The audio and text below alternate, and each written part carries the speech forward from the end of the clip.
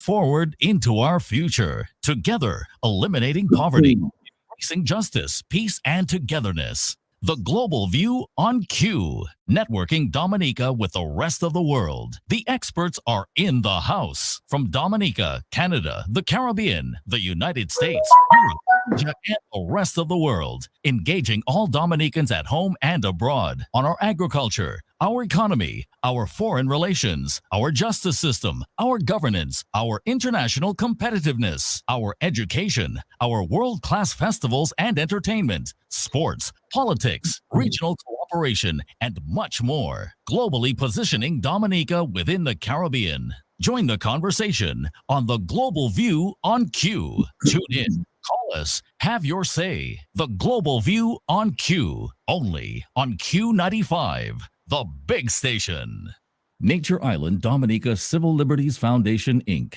Nidcliff, uniting our Kalinago and Afro-Caribbean nature islanders and friends of Dominica at home and abroad, coming together to help preserve the integrity of Dominica's democracy, human rights, and civil liberties, ensuring free, fair, and competitive elections on a level playing field within a system that guarantees freedom of expression, belief and association, respect for the inalienable rights of individuals and minorities, respect for the rule of law, for free communications media, and free from psychological, mental, and physical abuse of women, minors, the elderly, and young men.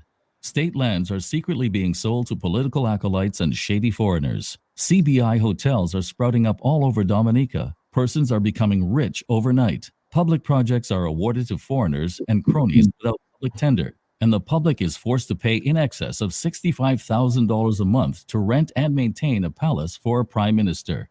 In spite of this obscene display of wealth, seemingly generated by illegal means, Dominicans still live under tarpaulins and are deprived of a basic stimulus package in a debilitating pandemic. Monies donated by the World Health Organization to alleviate suffering seem to be diverted and squandered. Political allegiance is now a requirement for public assistance, while those who exercise their freedom of speech are victimized and ostracized. Nidcliff, support our radiothon, fundraising events, subscriptions, GoFundMe, and other initiatives to help raise funds to support a legal challenge against the siphoning of public funds from the Consolidated Fund and other initiatives and actions. Nature Island Dominica Civil Liberties Foundation, Inc.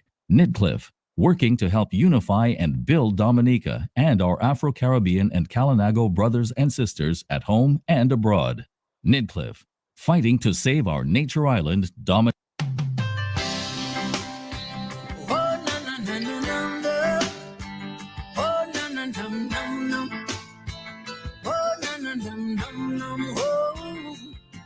Good evening. A very, very warm welcome to you in Radio Land at home and abroad. This is the Global View on Q. I'm your host, Sheridan Gregoire, Mr. G.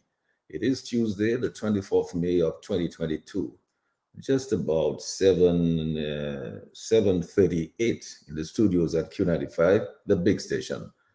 And my guest tonight, Dr. Irving Andre in Canada, political scientist Dr. Dion George is in Georgia. He will join us a little bit later. Former Ambassador Crispin Gregoire in New York, and we expect Attorney Gabriel Christian in Maryland to join us just a little bit later. But it is the 18th Tuesday of 2022, and we are reviving the spirit of graciousness, love, peace, prosperity, and unity among our Kalinago and Afro-Caribbean people, as we usually do. We're live on Facebook and YouTube at Q95 FM Radio and at Wise QFM, so please join the Q family, like our page and share our page right now. Get the regular notifications of what's happening and the latest breaking local, regional, and international news and happenings. The big issues remain, of course, and tonight we're talking about electoral reform, talking campaign finance reform, the crisis of governance, crime and unprofessional policing, unaccounted CBI funds, justice for the tear-gassed people of Salisbury, for Dr. Thompson Fontaine, for opposition leader Lennox Linton, and all of the other opposition patriots who have been wrongfully charged with incitement. It is time to challenge the wrongful incitement charges in the court and have them discussed for want of prosecution, isn't it? I think it's about time to do that. After all, these cases have languished in limbo, going nowhere for more than 5 years with no end in sight. As we all say, justice delayed is justice denied. So, electoral reform talk is in the air again for a number of reasons, and so let's discuss it. This is what we're going to discuss tonight mainly. Here are a few of my talking points. Will true and meaningful electoral and campaign finance reform ever happen in Dominica? Is it still reviewed? Is it still viewed by the political directorate as public enemy number one that could ruin their winning legacy? Have they imposed genuine campaign finance reform and have they imprisoned rather genuine campaign finance reform and have they thrown away the key? Let's discuss the reconstruction or the reconstitution of the Electoral Commission to remove all political interference and ensure that economic citizens cannot vote before they have been resident in Dominica for 7 years. Isn't that reasonable? And we should ensure that the residency requirements are rigidly enforced. So let's ensure also that local, regional, and international technocrats in Dominica and outside, and that they're there for 1 week before and 1 week after the general elections to ensure strict adherence to good electioneering practices. And let's remove this partisan political handling of the so-called spoiled ballots that is made to favor any particular candidate when you have this close contest in certain constituencies, causing some candidate to lose by just a few votes. And let's ensure that any preliminary report from Sir Dennis Byron is reviewed and approved by Dominican stakeholders so as to ensure transparency, accountability, and legitimacy of any electoral and campaign finance reforms, and that the implementation of any such reforms is untainted with political partisanship and bias, and ensure, finally, free and fair elections in Dominica. So we must all rise to the challenge of protecting and sustaining our democracy by clothing and fortifying ourselves in the armor of planning, good organization, information, and wakeful preparations. We are delighted to have Dr. Irving Andre with us. Political science Dr. Dion George will join us a bit later. Former Ambassador Crispin Gregoire is already with us, and Attorney Gabriel Christian will join us a little bit later, hopefully. They're with us tonight to discuss the good, the bad, the ugly, and the dangerous. No anger, no malice, no personal attacks, no vilification, no divisiveness, just bringing back civility, this caring society that we really yearn for again, and good governance. Of course, proper electoral reforms and campaign finance reforms. And as we usually do, we continue to recognize the imperative for justice without delays and for the resilience and sustainability of our Kalinago and Afro-Caribbean brothers and sisters. So stay with us for another great debate. Let's get the answers to your questions whenever you are, wherever you are in Dominica, in the region, and globally. Please join the conversation at Global View and Q tonight, right now, and have your say as you do every Tuesday with me, Mr. G, only on Q95, the big station. So again, a huge shout out, hugs, much love and appreciation, and a big thank you to our healthcare providers and frontline workers doing their best to keep us safe. Please follow the correct advice, guidance, and protocols, and play safe and stay alive. Happy to have you with us wherever you are in every nook and cranny of Dominica, every community in Dominica, in the region, and globally. Again, I want to thank our engineer, Sherwin Norris, keeping us on the air in the crystal clear liquid stereo. And thank also Lambert Lambi Charles, who is on the console at Q95 directing the traffic. Lambi will direct your calls to us a little later in the show. We want your voice, the people's voice, to be a priority tonight. We will take as many of your calls as we can. So let's get started. And as we do that, I want to go first to Justice Dr. Irving Andre to get the conversation going tonight as we explore some solutions to getting real electoral and campaign finance reforms in Dominica. I want to thank Dr. Andre for being here with us tonight. And as I yield to him, I'm not sure whether he'll want to make some passing comments, some remarks on some of the current events and the issues that are surfacing all over Dominica and all over the media today. Dr. Andre, I go over and yield to you now. You want to unmute your mic, though. Yeah, good evening to you, Mr. Gregoire. Thanks for Amen. inviting me. Good evening to Crispin, Gregoire, and the other panelists who will shortly join your program.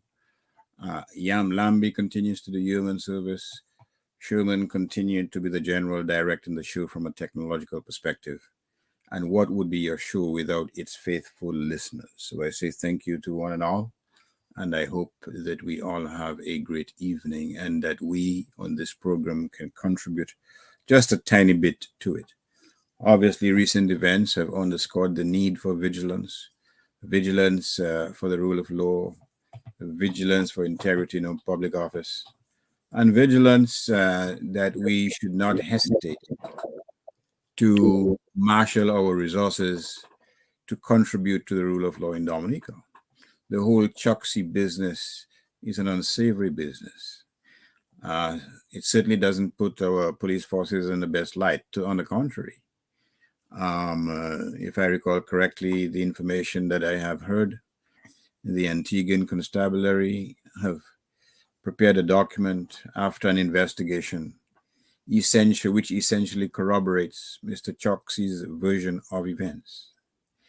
And if the information I have heard on radio is correct, it seems that certain members of our own constabulary, even at the highest echelons, played some role in the deceptive narrative that Mr. Choxy came here on his own accord, that he came here because of some tryst he had with some woman. Obviously, the Antiguan investigation has put a lie to that narrative. Indeed, my understanding, and I don't know if it's right or wrong, but certainly my understanding is that Choxy was greeted in anticipation of his arrival at the Cabrit's jetty. And later, there was a false report from the authorities that, in fact, he was picked up in Tatan or something to that effect. If all that is true, then again, it raised concerns that have already been raised about the conduct of law enforcement in Dominica. Certainly, we need no reminding of this. In fact, it's something that we've had to grapple with, and all that, quite frankly, does not augur well for the future. Again, all this brings to our attention the indication, which has been relayed over and over again on your program, Mr. G, that democracy is not some sport where you sit on the stands eating popcorn and drinking a pop, looking at the game. It is a participatory sport. You have to participate in preserving what is there and what is essential and meaningful to you. And obviously, what is essential and meaningful to you includes the whole question of electoral reform, the significance of electoral reform to our democracy. And perhaps let me start my initial comments about the question of electoral reform, because we've visited that issue many times. Let me just draw an example, somewhat humorous, but certainly which has significant relevance to what we're talking this evening. On one day, a young lady went to church clutching her Bible. And during the ceremony, I'm not going to say whether it was a priest or pastor, but suffice it to say, the religious person who was conducting the ceremony, he went around and asked each devotee, each congregant, or at least a few of them, tell us which hymn that he or she would like the church to sing. So one old lady with her hat, a faithful, clutching her Gideon Bible and so on, she said, Amazing Grace, and the congregation sang in beautiful tones, Amazing Grace. Another was asked the same thing, and I think she told the priest or pastor, I prefer How Great Thou Art. And again, the congregation, a beautiful rendition of that wonderful song. And then he went to a young lady who was sitting there looking somewhat sorrowful, and he asked her, Young lady, which hymn would you like us to sing? And the young lady looked at the fellow, the priest or pastor, in a very sad face And she didn't answer. And he asked her again, what hymn would you like us to sing? Thereupon she told the priest or pastor, Father or pastor, I don't want to offend you, but the only hymn I'm interested in right now is him, her boyfriend who was sitting next to her. So obviously the pastor felt a little angry and he walked away and so on. So I say that to say that words or concepts may have different meanings to certain people. To a significant number of persons, patriots that is, electoral reform means a certain thing.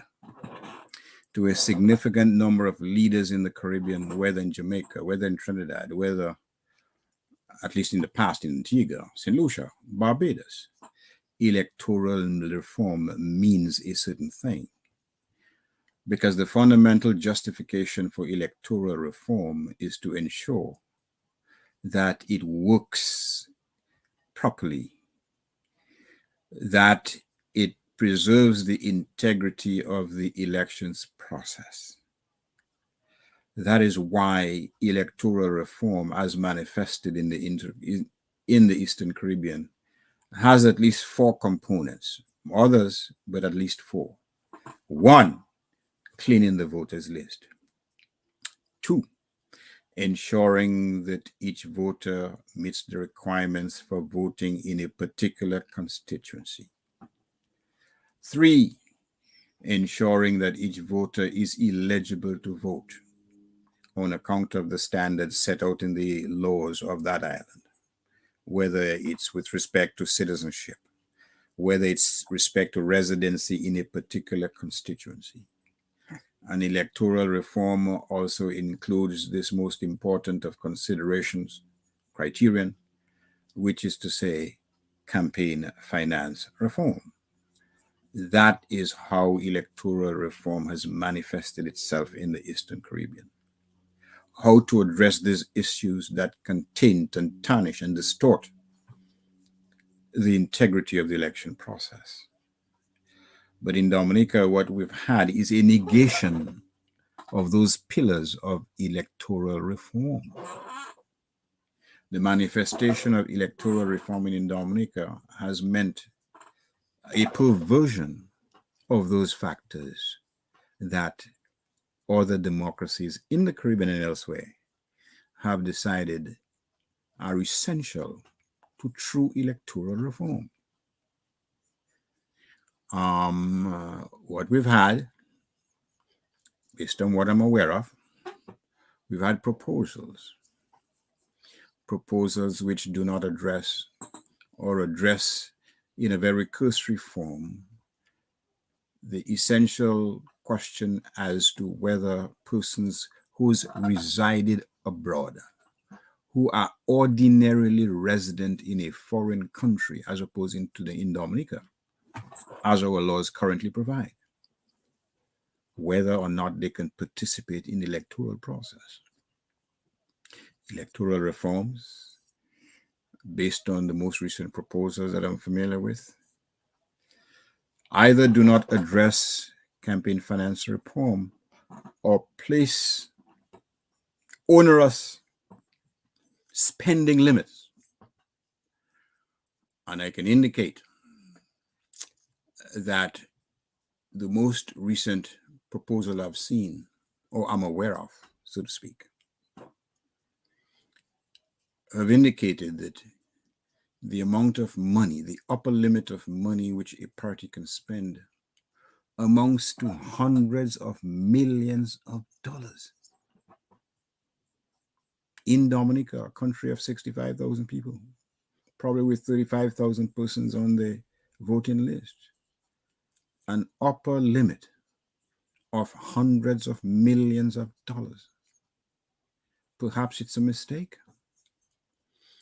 Perhaps the author of that report did not give it not as much thought as he should have. But the question is this. Another thing, the whole question as to foreign money being imported into the electoral process. Again, our brand of reform, electoral reform, doesn't include or doesn't recognize the danger of foreign individuals or foreign entities or being allowed to contribute financially in our elections. Furthermore, whether or not it addresses penalties for these alleged breaches is not done. Additionally, the most recent manifestation of electoral reform places most of the responsibilities of policing those reforms with the Electoral Commission, whereas every indication thus far has come to the same conclusion. The Electoral Commission has been derelict in its duty to police Dominica's electoral laws. So, in the case of Dominica, the manifestation of electoral reform takes on a very bizarre, and if I may use a big word, a Frankenstein version of electoral reform manifested in the Caribbean. And that is the challenge that we have to deal with today. Because unless we don't believe that democracy means something, unless we believe that democracy is not worth preserving, unless we believe that we should gravitate to a Putinocracy or Noriega type of governance, where 7 of opposition members are thrown in jail, unless we believe that this is the type of governance that we want, unless we believe that we don't need a democracy as provided, an opposition as provided for in the Constitution, we don't need them. Let someone take the leader of the opposition and go with him. Let someone in some apartment to which he or she doesn't have title throw hot water on them. If that is the type of perversion that we want for narrow selfish interests, then we are in a bad state indeed. But in my view, we have to aspire towards more noble things. After all, we pride ourselves on being a Christian nation. We are governed not only by rules, we are governed not only by the Constitution, but we are governed by the Holy Bible, which preaches that whatever you do to my brother, that you do unto me. Which preaches that if someone strikes you, you should turn the other cheek. Which preaches the inherent equality and humanity of every creature created by the Father. We rest our case, our foundation rests upon those cherished principles. And to the extent that those who subscribe to that Frankenstein version of electoral reform, what type of belief system do they have that they would seek to penalize and punish and prosecute and persecute, victimize and ostracize those who believe that we should aim for a higher standard of governance? We should aim to uphold the rule of law. We should not use the law to go after those who oppose us. We should not throw in jail the Navalny's of Dominica. We should not incarcerate for no valid or legal reason those who suggest and those who hold a view which is contrary to our own. And those of us who've been appointed and who receive a handsome salary, at least by Dominican standards, to enforce the law, they also should be held to a higher standard. So we are in a state where we have good reason to reflect and meditate on the rule of law, on the urgent need for electoral reform, because we are building a house based on the tenets of democracy. And we do not want that house, the foundation of that house, to be eaten by termites of a different kind. It is important because the future of Dominica, of your children, those who are coming later on in life into this household of magnificent greenery, mountains and valleys, this cherished landscape. The question is it worth preserving? Or do we leave it in the hands of those who would simply fritter it away, like the prodigal son, but a prodigal son who will have nothing to come back to when all is gone and all has been sold or frittered away for 10 bakes or Johnny cakes? Thank you. And thank you, Dr. Andre, for your opening remarks there. I did take a note of one or two of the comments that you made, and I thought it was particularly instructive. The whole question of the Electoral Commission itself. I mean, you were concerned that whether the Electoral Commission itself can be allowed to police the elections, and the experience obviously is that he has not been able to do that successfully. I hope former Ambassador Crispin Gregoire will be able to help us a little bit more on that, because I think in some of our previous shows, we did look at the construction of the Electoral Commission and made some suggestions on that. I mean, clearly, we were never convinced that the Electoral Commission, often by itself, as it was currently structured, was able to police those elections successfully in a way that was fair and balanced. We never really got a conviction that that was happening. And so I hope Crispin Gregoire will be able to expand on that, maybe come up with some suggestions, because I think we're looking for some solutions here tonight. All right? And the question of the clean voters list, and remember there was talk about ID cards. One of the things that struck me today, Dr. Andre, is that I'm listening to all the noise that is taking place about these e-passports.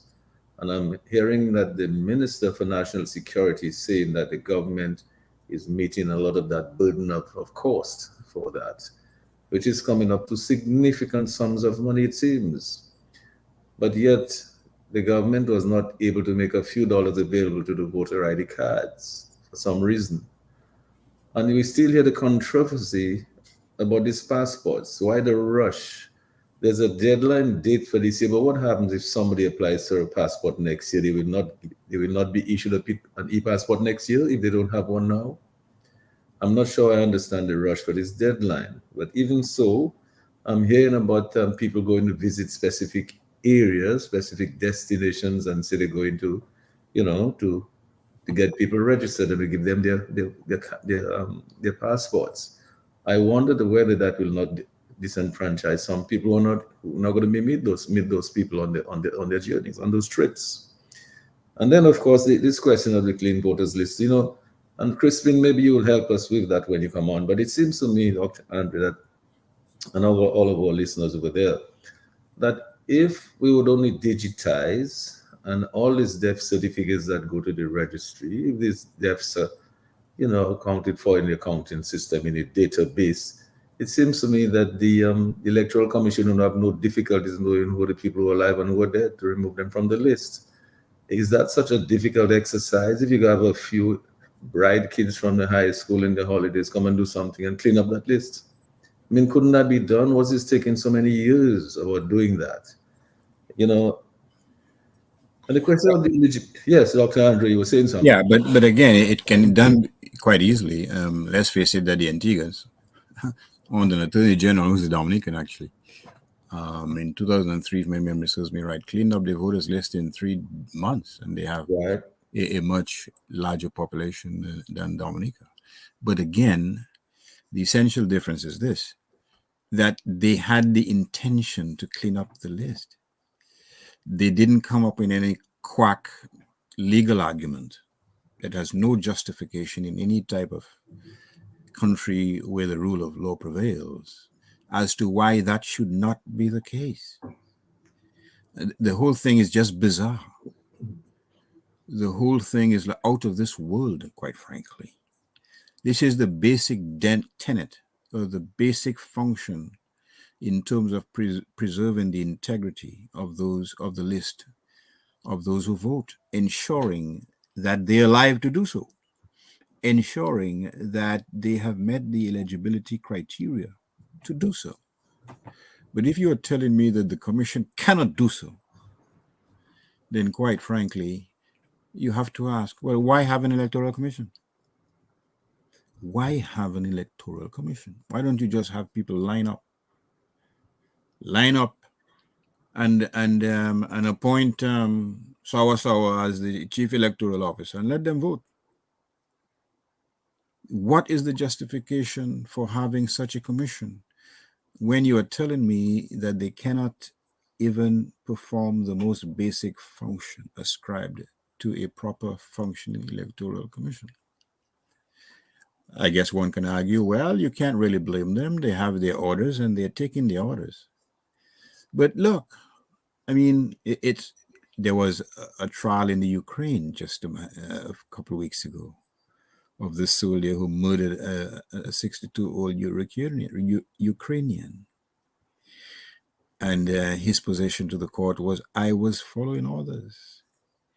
After the Second World War, the same type of defense governed. I was merely following orders. But you have a conscience. You can say no. And therein lies the problem of those who say, well, we have to just take our orders. If you find that those orders are immoral and contrary to your sworn duty, then you should have the recognition, you should have the fortitude, you should have the responsibility of saying, I cannot perform, I cannot carry out these orders. If you adopt a posture where your main justification for doing certain things is preserving the electoral legacy of anybody, then you become complicit. And this is why, despite all our criticisms of England and its colonial past, but we have to admire them, we're on the basis of principle. Many persons who've been caught doing things which were contrary to their position of office, they resign. I mean, the only exception, arguably, is Boris Johnson. But resignation is regarded as an integral part of a senior executive, or it doesn't even have to be senior, and a step to be taken when one has been found wanting in the performance of his or her duty. And we criticize the colonizer, but we act in a fashion which is fundamentally contrary to the principles of good governance. And we will continue to suffer because benefiting personally, profiting from that type of dereliction of duty hurts the body politic. It's a body blow to the body politic. And we're all the worst for it. That's what I can say. Yes, and thank you for that. And Crispin, before I go over to you, I just wanted to make these two final remarks there.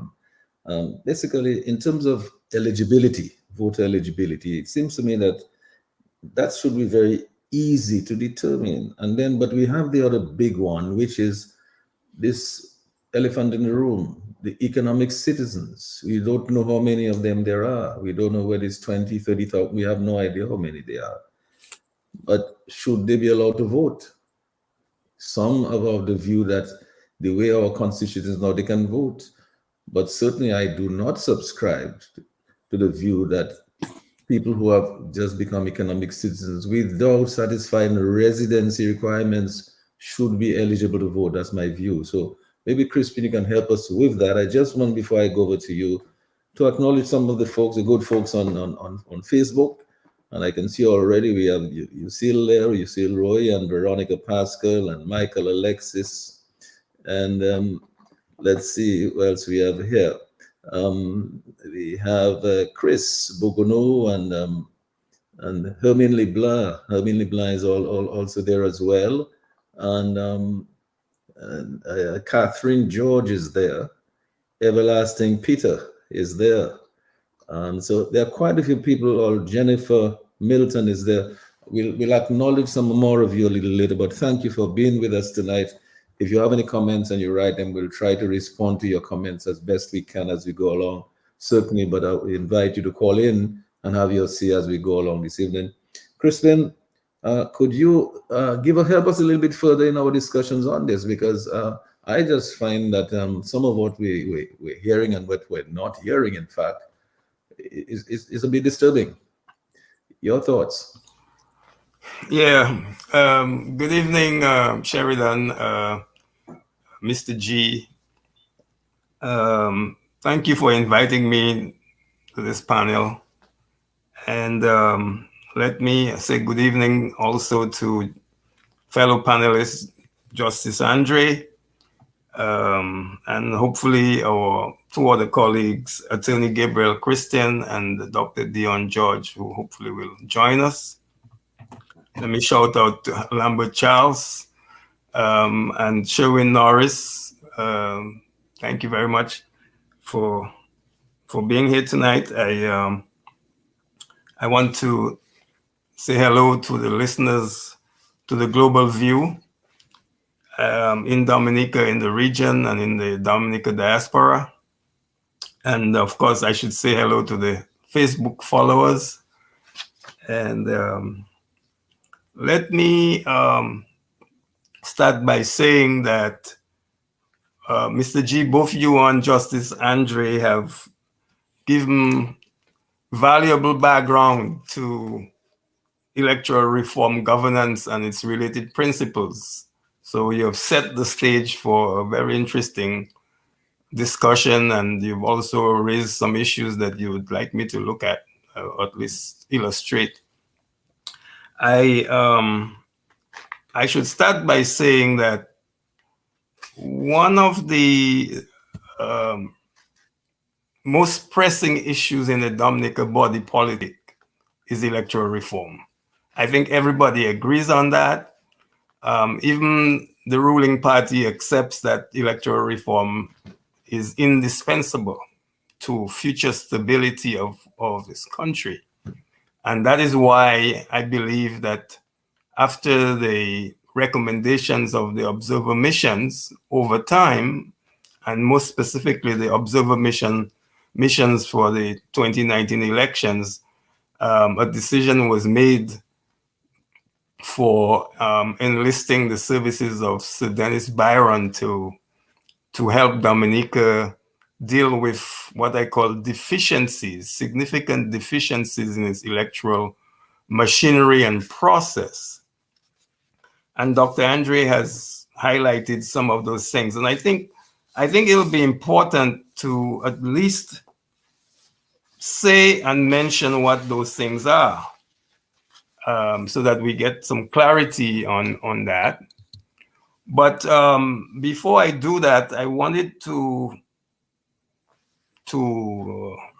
bring us back a little bit to 2018, 2019, when there was significant activism around electoral reform and the pursuit of it, with the hope that we would have that in place before the election that happened in 2019. And I have to salute the activism of the Concerned Citizens Movement, which was very, very targeted. And of course, they faced the wrath of the Dominica police with tear gas that was unleashed on them. And also the tremendous work led by the Dominica Business Forum, the electoral reform effort, must be commended. And what was most significant about that, they were able to build a broad coalition of civic groups, including the Dominica Christian Council, the Waterfront and Allied Workers Union, the Dominica Bar Association, the Dominica Association of Evangelical Churches, and the Dominica Public Service Union. So the civil society, for the first time maybe in our history, undertook a significant effort towards ensuring that democratic process is respected and is realized, and that electoral reform, so that we could have a level playing field, would be in place. But that was not to be. And following their effort, and I must say the electoral reform effort led by the Dominica Business Forum put out a really brilliant report, which I implore a lot of our students in college and out of college, public servants, to read that so they can understand how Dominicans themselves frame the issues of electoral reform. So I needed to highlight that. Many things happened in the lead up to that election. The activism that I mentioned about engendered a response from international institutions of which we are part. First, the CARICOM. Second, the Commonwealth. And third, the Organization of American States. So in a sense, the fact that our electoral reform reality has deficiencies has an international attention. And consequently, that international attention did make representation to the government of Dominica. And what came out of that was the joint mission of the OAS, Commonwealth, and CARICOM, which visited Dominica in August of 2018, or 2019, rather. In tandem with that, our electoral challenges or deficiencies was discussed at the Organization of American States before the full membership of the OAS. So you can get a sense that it was not just focused to the geographical space of Dominica, but the international community began to get a flavor of the deficiencies that we had. Now, notwithstanding, Dominica is a signatory to the Inter-American Democratic Charter of 2001, which lays out broad principles for what democratic process is in a multi-party system. We also, by joining the Commonwealth, acceded to Commonwealth values and principles about electoral governance and reform. And so those are broad guidelines that we have to follow by being members of those two institutions, the OAS and the Commonwealth, and the third one, the United Nations. So there are commitments that we as a country have made that we need to follow.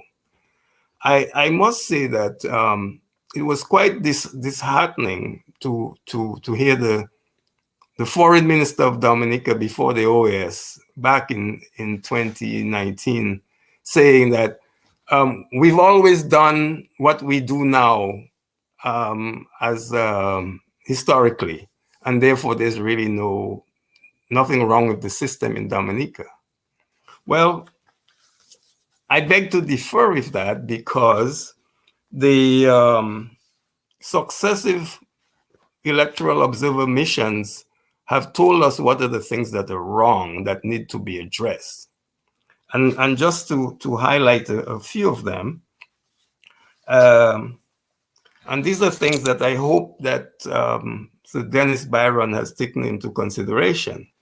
Now, I'm told that Sir Dennis, while he was appointed as the sole commissioner to help the Electoral Commission, he's being aided by technical people from the OAS and the Commonwealth and CARICOM. So I hope that's the case, because it shouldn't. The fact that the one-man commission was established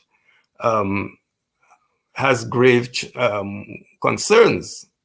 But more than that, we started off on the wrong foot, and that is. It was supposed to be the Electoral Commission to engage Sir Dennis Byron. That was not the case. And so that was the first step that occurred in that whole démarche. And then we are waiting now, and I believe that any month now, because we almost into June, we will probably get that report will be tabled before the Electoral Commission. It's my hope that the Electoral Commission will take the lead and not be a second fiddle in this, because that's their responsibility. And Justice Andre, you raised a very important point, and that is, do we need an Electoral Commission that's not doing its work? And the reason why we have these deficiencies in our electoral system is because for the last 15 years, the Electoral Commission has not functioned, has not done its work. I mean, imagine we have about 20,000 dead people on the voters list. I mean, if at a minimum, the Electoral Commission couldn't get that done, and they should all be fired.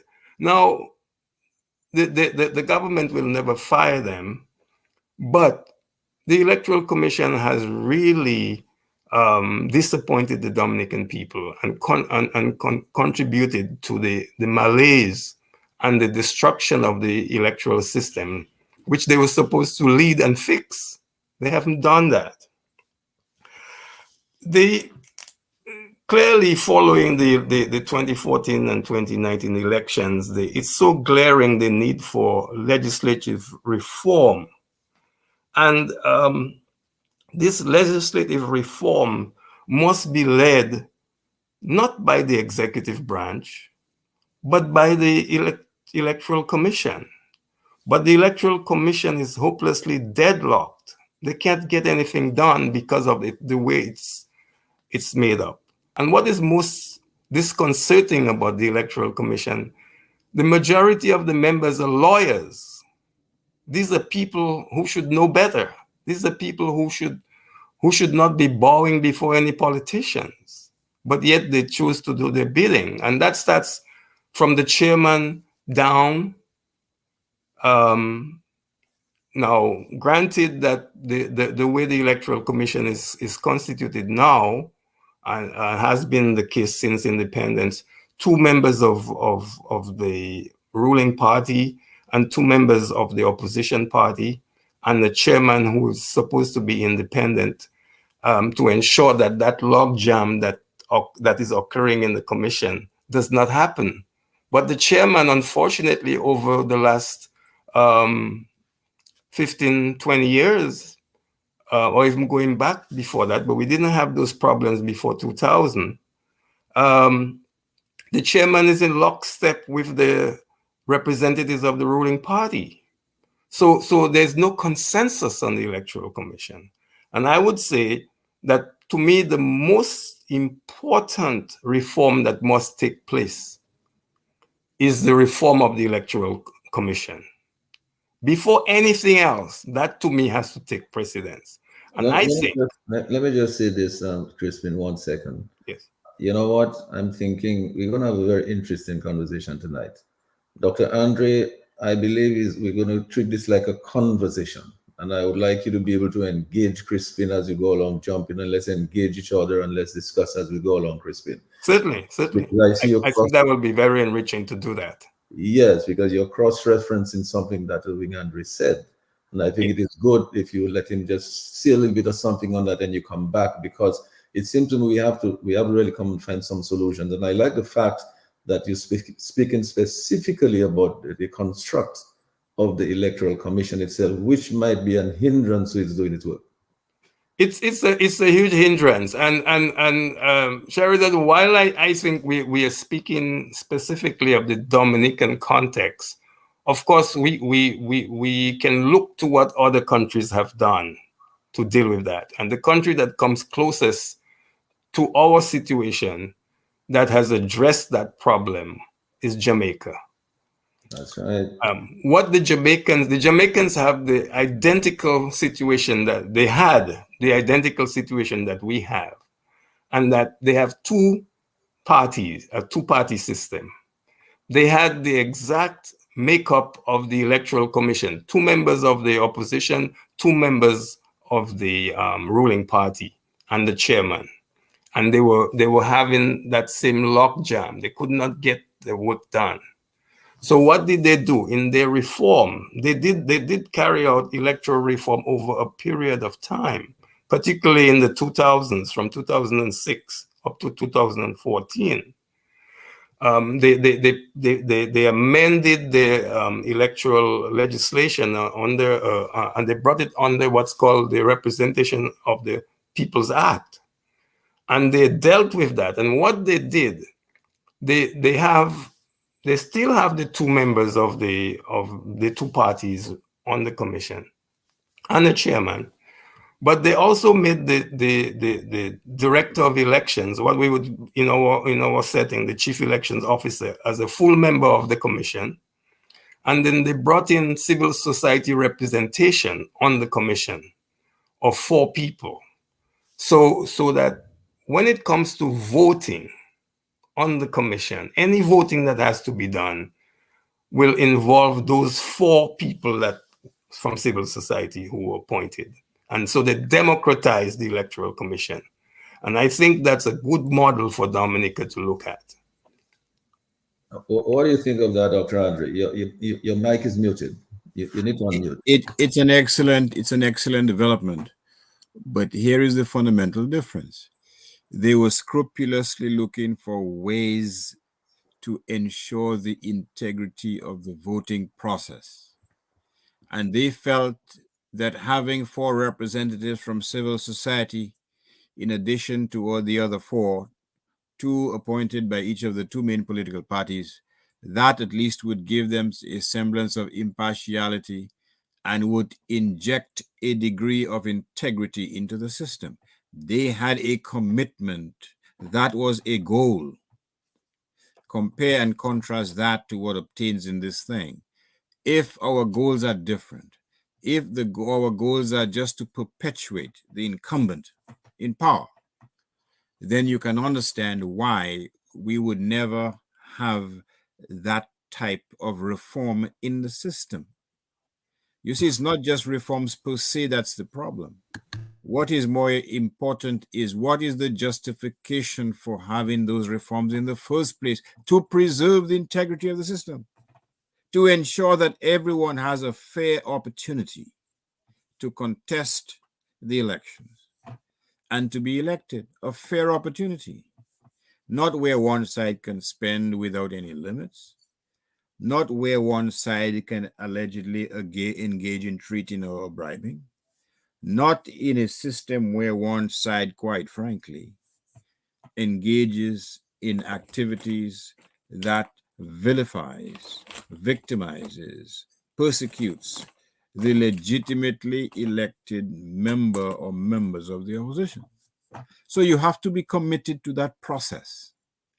Otherwise, you will never undertake the reforms that the Jamaicans... Look, we are in this state not because of lack of example, not because of lack of precedent, not because we cannot think or imagine what would be the appropriate steps to take. As Crispin has so eloquently stated, we have benefited from reports by NGOs, civil society right here in Dominica, persons who otherwise would be tending their flock take time off to tend to the well-being of the nation and so on. So it is not because of an absence of recommendations which would preserve the integrity of the system.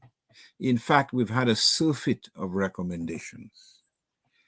And yet we continue to be in this situation, unlike virtually every other Eastern Caribbean country. Continue, Crispin. Well, in tandem with that, Mr. G and Irving, Andre, the four people in the Jamaican model who were appointed from civil society, first of all, they are experts in their field, and many of them are people who have had accomplished backgrounds in law. They have to be agreed jointly by the Prime Minister and the opposition leader. So the accountability is built in there. And these people have to, their biggest commitment, what drives them, is allegiance to the Constitution. That is an important part of this. Now, these people who serve on the Electoral Commission, as some people say, it's a creature of the Constitution, but they're not abiding by it at all. Or at least the majority of the members of the commission are not. So let me say that the other thing about the commission is that the commission does not have financial independence provided by statute. And that's something that it must have, because it cannot just depend on assurances by the Minister of Finance. Now, I'm talking here about the long term. I'm not just talking for now. I'm talking about reforms that will take us for the next 50 years at least, or even the next 20 years. But we have to fix this thing before another election. The other, so the commission is a huge problem. You already alluded to campaign financing. Before you move on to campaign financing, Crispin, yes, the independence of the commission has to be guaranteed. The financial independence of the commission is imperative. One of the questions that I have, and I certainly agree that the makeup of the commission, I believe that the persons who are appointed, who are non-political, who are agreed on by both the opposition and the party in power, these experts, I think there should be a dominance of those numbers in there. Because in fact, you remember that the political parties are the ones that have an interest in the election. They want to win. They're not necessarily interested in free and fair elections. They just want to win. Therefore, the experts and the persons, what they want is to have a system that is free and fair and get free and fair outcomes. I'm wondering, in fact, whether the political representatives need to even vote on some major issues. That whether, in fact, it should not be only those persons who vote on those major issues and leave of course, the political representative could participate in a very integral way in ensuring that what you come up with is something that they're going to vote on. And I'm just wondering whether, in fact, they absolutely need to be voting parties, voting members of that. I just thought I'll put that in there. And then I certainly believe that there should be a line item in the budget which provides for the commission, as you said, in terms of its financial independence. And they should not have to depend on the whims and fancies of the finance minister. This money should be given to them so they can do their work. They should not have to wait for some money for them to buy a machine for voter ID card or to buy cards or this and that. They should be given, it should be a line item approved in the budget. It's approved, and so they get their money and they do their work. So they are completely financially independent. I thought I would put that in as you go forward. Crispin. No, I totally agree with that, Sheridan, and specifically on the financing here, that the commission should send their budget to the Ministry of Finance, and when the national budget is prepared, their allocation should be there, and it should be transferred to them as soon as the budget is passed. On campaign finance, I as I tried to read all of this volume of reports that have been written over the years, I found something rather interesting. I'm going to read it. One of the observer missions, and I can say which one, the Commonwealth Observer Mission, on campaign financing, they said something that was really interesting to me. It says that they said that in the view of the mission, there is limited support, especially by the DLP administration, for campaign financing regulations. I was really taken aback by that because I had not realized that. Of all the parties in Dominica, the DLP is the party that is most opposed to financial regulations. And I wonder why, and I would like them to explain that to the Dominican public, because they're the ones who have made elections extremely expensive in Dominica. And they seem to have a kitty of funding that they will not disclose to the public where that kitty is or who are the people behind the kitty. Money is no object, but it means that its price is, our elections have gotten too expensive. Interestingly, on that same vein, the mission says something interesting about the opposition party, which I also found interesting because I wasn't aware of all of this. It said that while the mission has not made any firm recommendation on the financing question, they're leaving it up to the Dominican people to decide that. They're saying that they invited Parliament to consider the proposal of the opposition United Workers' Party, which either prohibits or limits foreign funding of domestic political parties from companies not registered locally or from persons who are not citizens of the Commonwealth of Dominica. Now, I think that's a very interesting principle here, which frames the discussion now. It really brings it local. So no money should be coming from companies that are not registered locally, and no money should be coming from persons who are not citizens of the Commonwealth of Dominica. Well, what are your thoughts on that, Dr. Andre? Because the two things that Crispin is saying there. He's saying, one, that the Labour Party appears not to be interested in campaign finance reform that would regulate the financing that is coming into these campaigns to these political parties. And two, it's saying that they don't seem to be interested in limiting or in any way barring foreign funders from coming into the picture. This seems to be what I'm getting from Crispin, and the opposition seem to be more interested in preventing this largesse of foreign, incursions of money into the local campaigns, especially when this company is not registered in Dominica. Your thoughts on some of that? Well, the fact of the matter is that every democratic country, with the exception of America, because the conservative Supreme Court of the United States, they are basically rewriting many of the laws which have been fought for over decades, quite frankly. They've even given the right of corporations to make unlimited contributions to campaigns.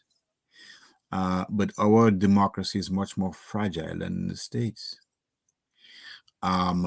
If we have a situation in terms of electioneering where any foreigner, irrespective of his background or her background, irrespective of whether or not he's a fugitive or she's a fugitive, irrespective of the motivation of that person, can contribute limitless funds in our elections, then it raises the questions. Why have elections in the first place?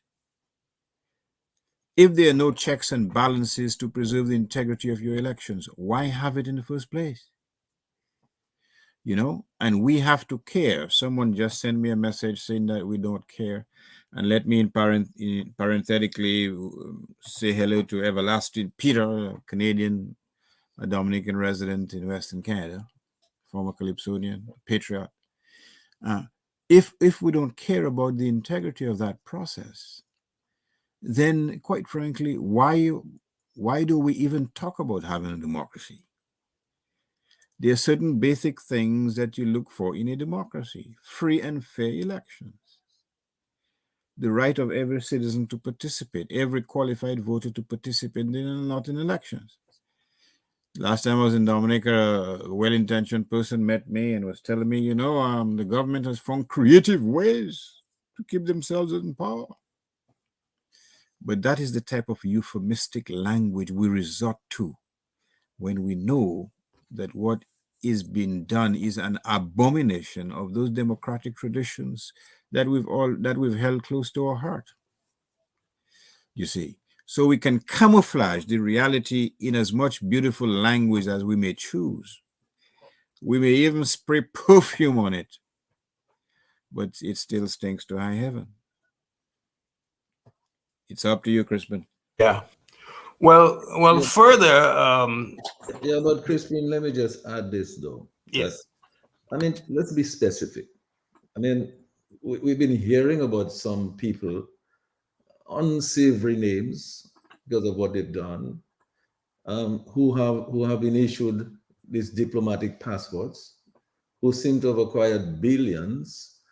Are we saying that it's okay for Maduke, for example, to give us, 1 billion of all of the billions that she found a way to store somewhere?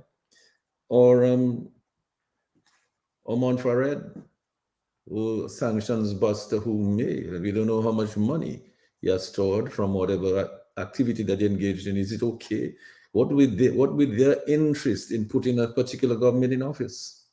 Who are they? What are they involved with? So I'm saying that there's too many people of unsavory character who may not have the best interests of Dominica, because by their actions we can say that.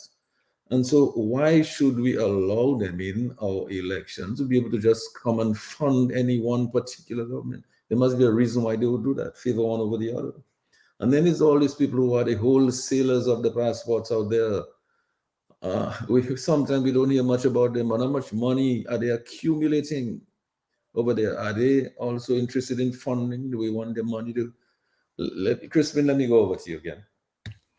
Well, certainly, I think that already we have a framework that's emerging as to what is acceptable practice for financial regulations, and if, let me say, if Sir Dennis Byron's recommendations don't address these deficiencies, then we have a problem going forward.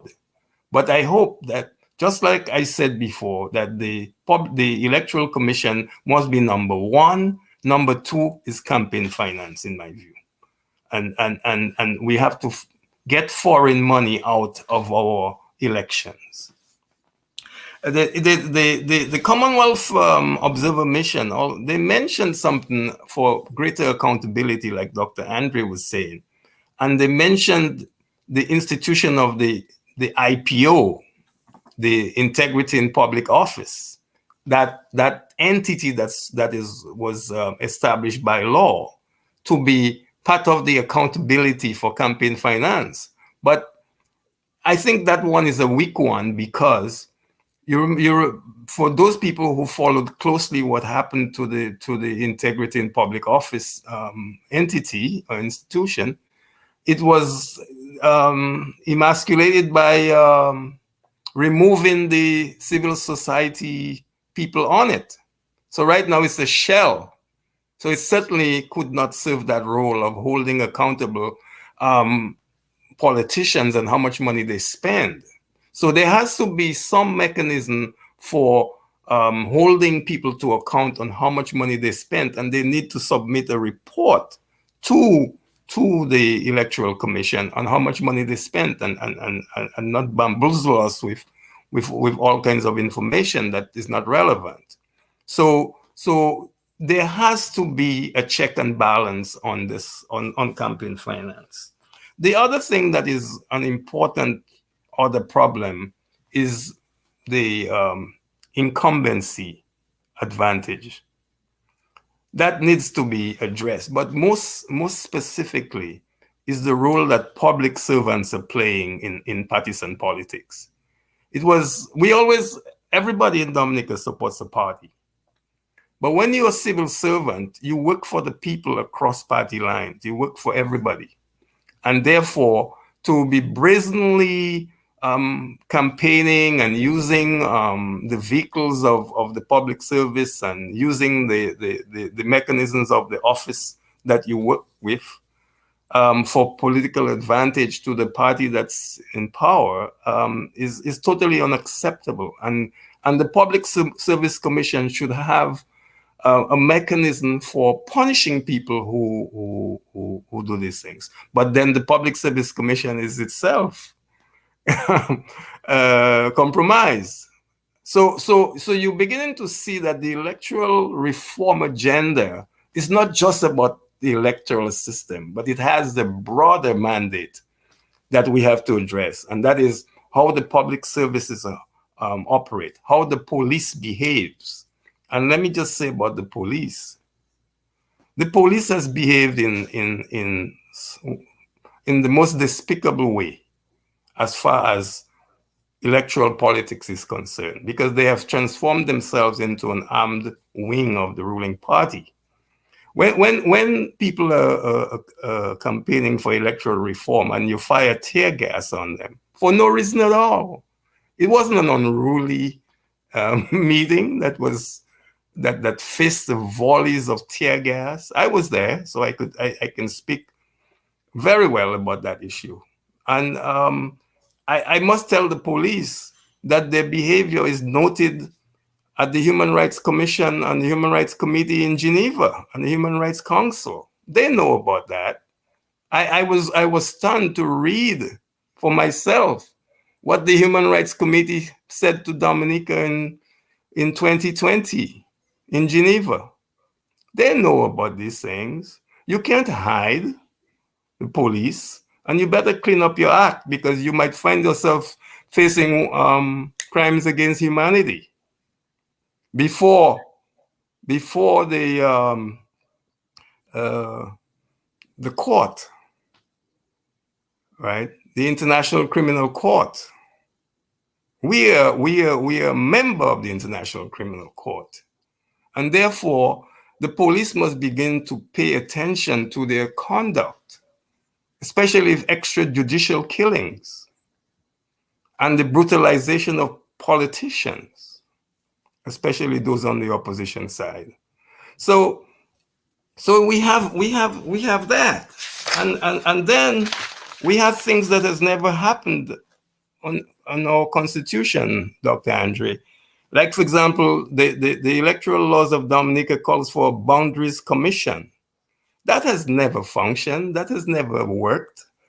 The boundaries commission is supposed to look at the boundaries and say whether they are outdated and a fresh delimitation of the exercise to be done when the boundaries get too big, when the constituencies get too big. You take like a Roseau North, for example, compared to, let's say, Grand Fond, Rivière-Syriac, that constituency.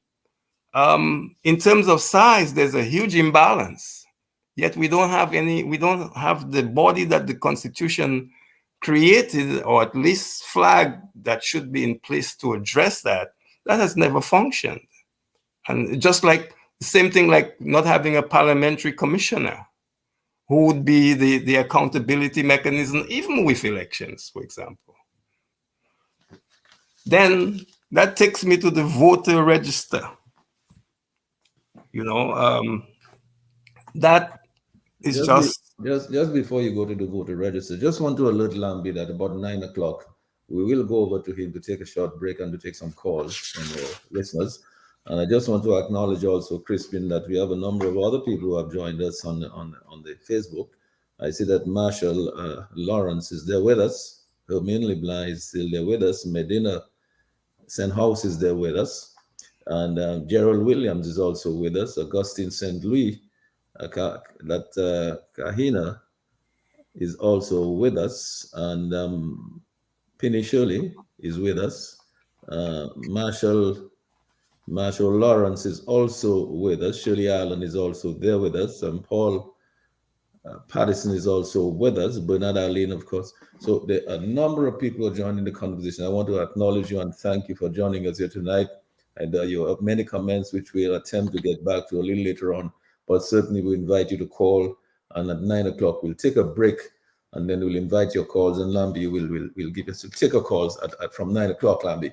All right, Crispin, let me just go back over to you. Okay, well, I thank you for keeping me focused on time. Yes. There's a lot we can cover, and I welcome all of those on Facebook. I know the name Marshall Lawrence. He was my classmate in high school. Voter register. That one is we have more. You know, all I want to say is that we have too many people on that voters list. We have more people on that list than the total population. So that tells you a huge deficiency right there. Voter ID cards. I don't even have to say that much. Everybody knows that problem. But here's what disturbed me.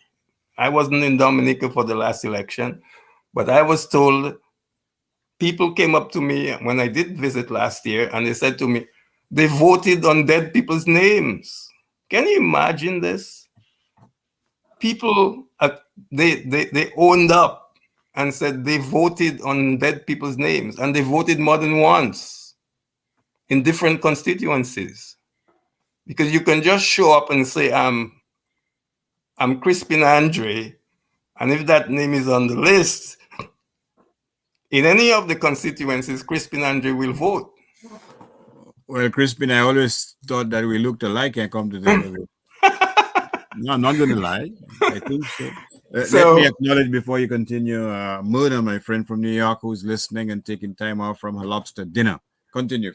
Okay. So one, I don't have to belabor the point about voter ID cards. And just two more things that are important still here. One is the media access. The critical need for a code of conduct of the media, especially around elections, so the Electoral Commission should at least have recommend to Parliament to pass, even just for the period of the elections, equal access of all political parties and independents who are running to all the media, especially state media.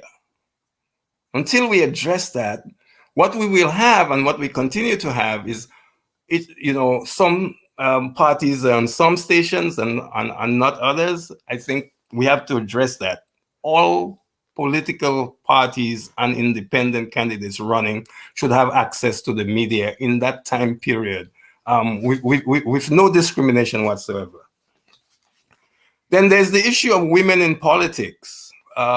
We don't hear a lot about that. We see more, well, it's admirable we have more women in politics now, but I think we need to get a little further along on that tangent. First of all, on the Electoral Commission, there are no women. Yet, more than 50% of the population are women. That's something that really needs to be addressed. And I'd like to see more women in electoral politics. And things like how we count the votes, the discretion that returning officers have about whether the intent of the voter.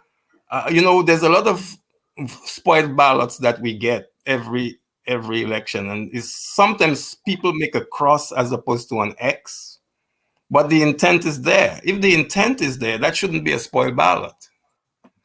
And there's been a lot of wrangling that goes on between the two parties about spoiled ballots. And if the intent was there, I think that should not be a spoiled ballot. Crispin, I just want to interject. I mean, the whole question on the phenomenon of spoiled ballots, and I think that was a huge issue, at least in Grafon a couple election cycles ago, when Thompson initially won, then lost by 6.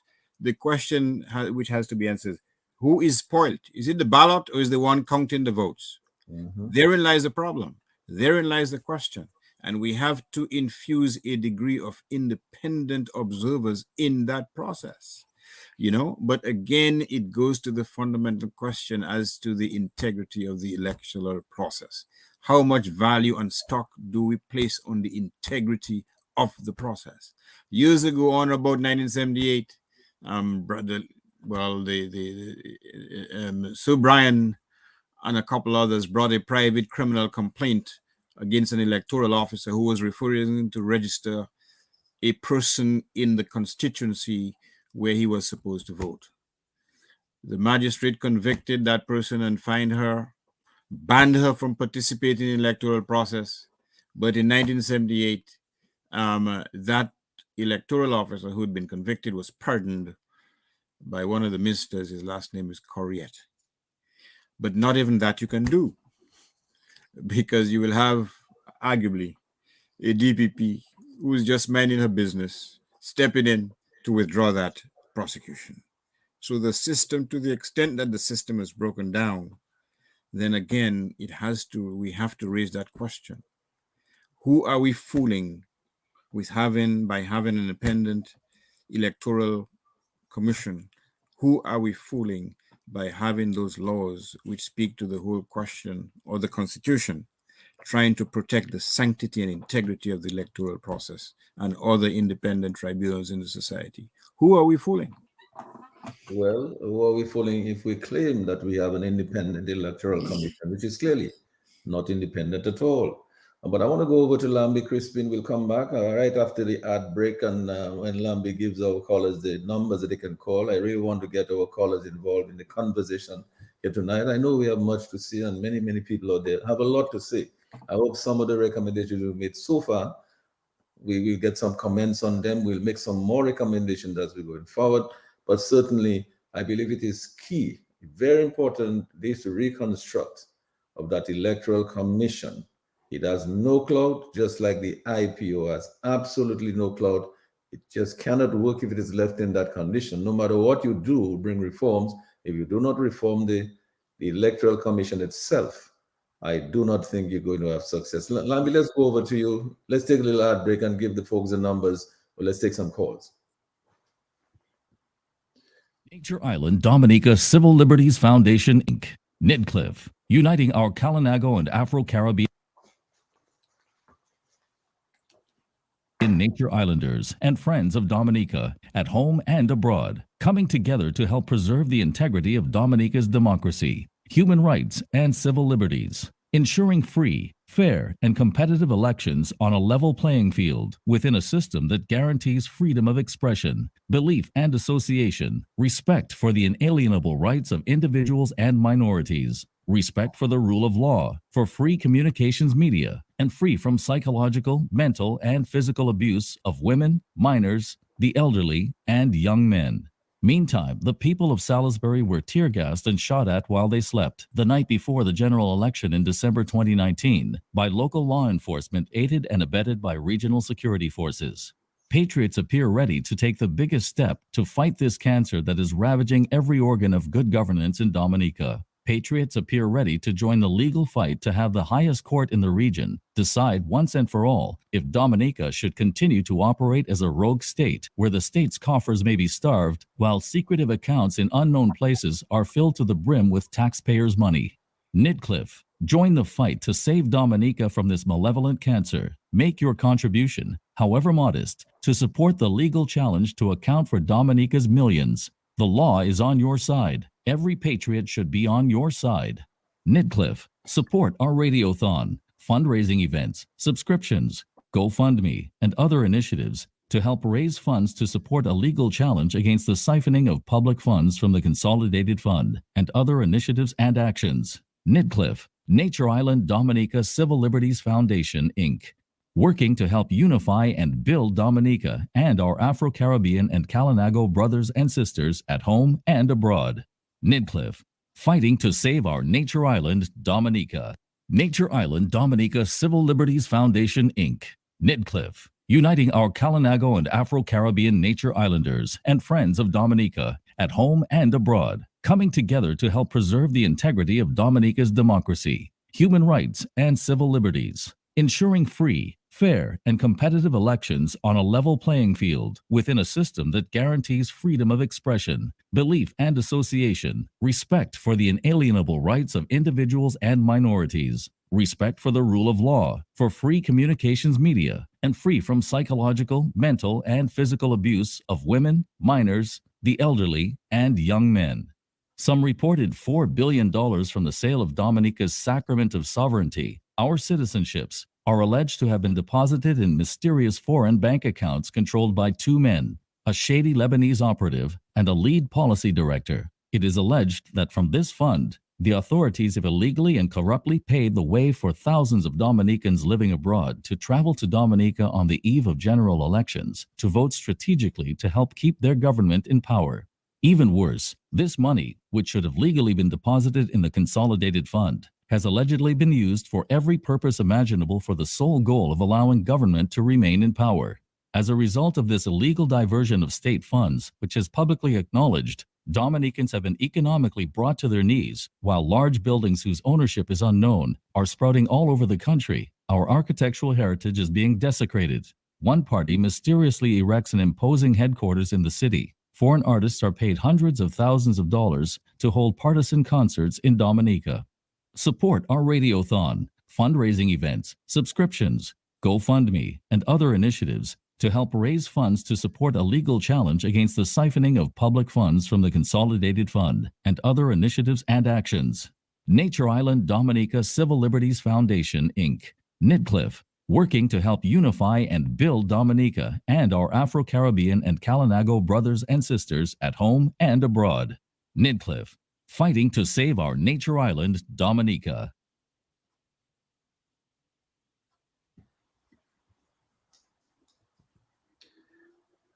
It looks like we may have lost Lambi for a little while there. So we're just going to go right ahead and speak a little bit.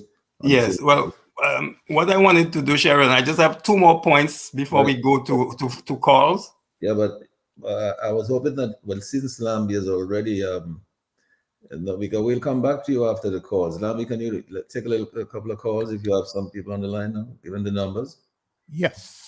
The Global View and Q, the numbers are 449-3095, 449-3096, 449-3097, 616-4257, 305-432-9624. Let me run those numbers one more time.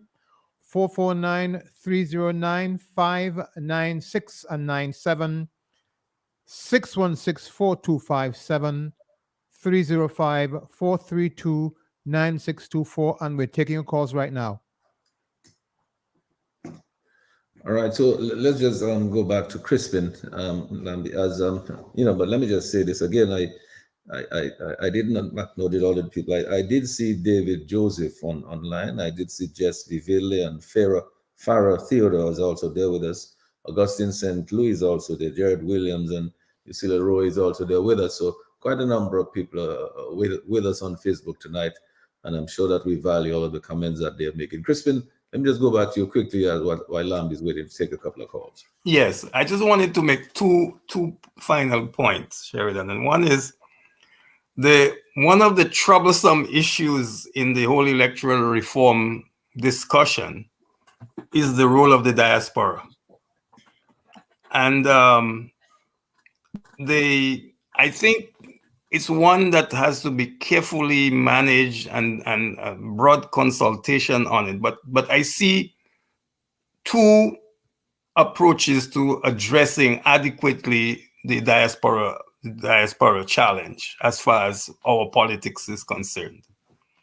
I should first start by saying that I'm getting a conservative estimate of the Dominica diaspora at about 150,000 to 160,000 Dominicans who are overseas, at least double the population we have at home. And the Dominica diaspora is one of the most committed diasporas to their homeland. In fact, I'm learning that Dominica is one of the 12 countries in the world where the diaspora is really making significant contribution to the gross domestic product, anywhere from 6% of GDP to as high as 12%. So, and that's just financial transfers. We're not talking about the barrels and other in-kind contributions that the diaspora is making. Now, I can also say that the ruling party is they have a strong position that they don't want to disenfranchise anybody in terms of participation in elections. And that's a noble view.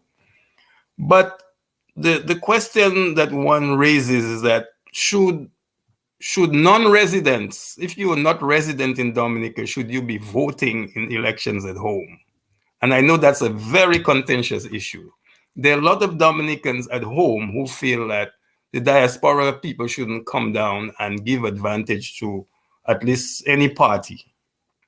One may take it further and say, okay, residency is one, but are you paying taxes in that jurisdiction? So the question is, so I see two options for the diaspora. One, as some other countries in the region do, where if you're not living in the country, you're not eligible to vote. That obtains in Guyana, that obtains in Jamaica, and maybe some other countries. On the other hand, there are some countries that allow for non-resident citizens to vote. So there's that. Our big challenge on that whole question of non-resident citizens voting is further compounded by the economic citizens.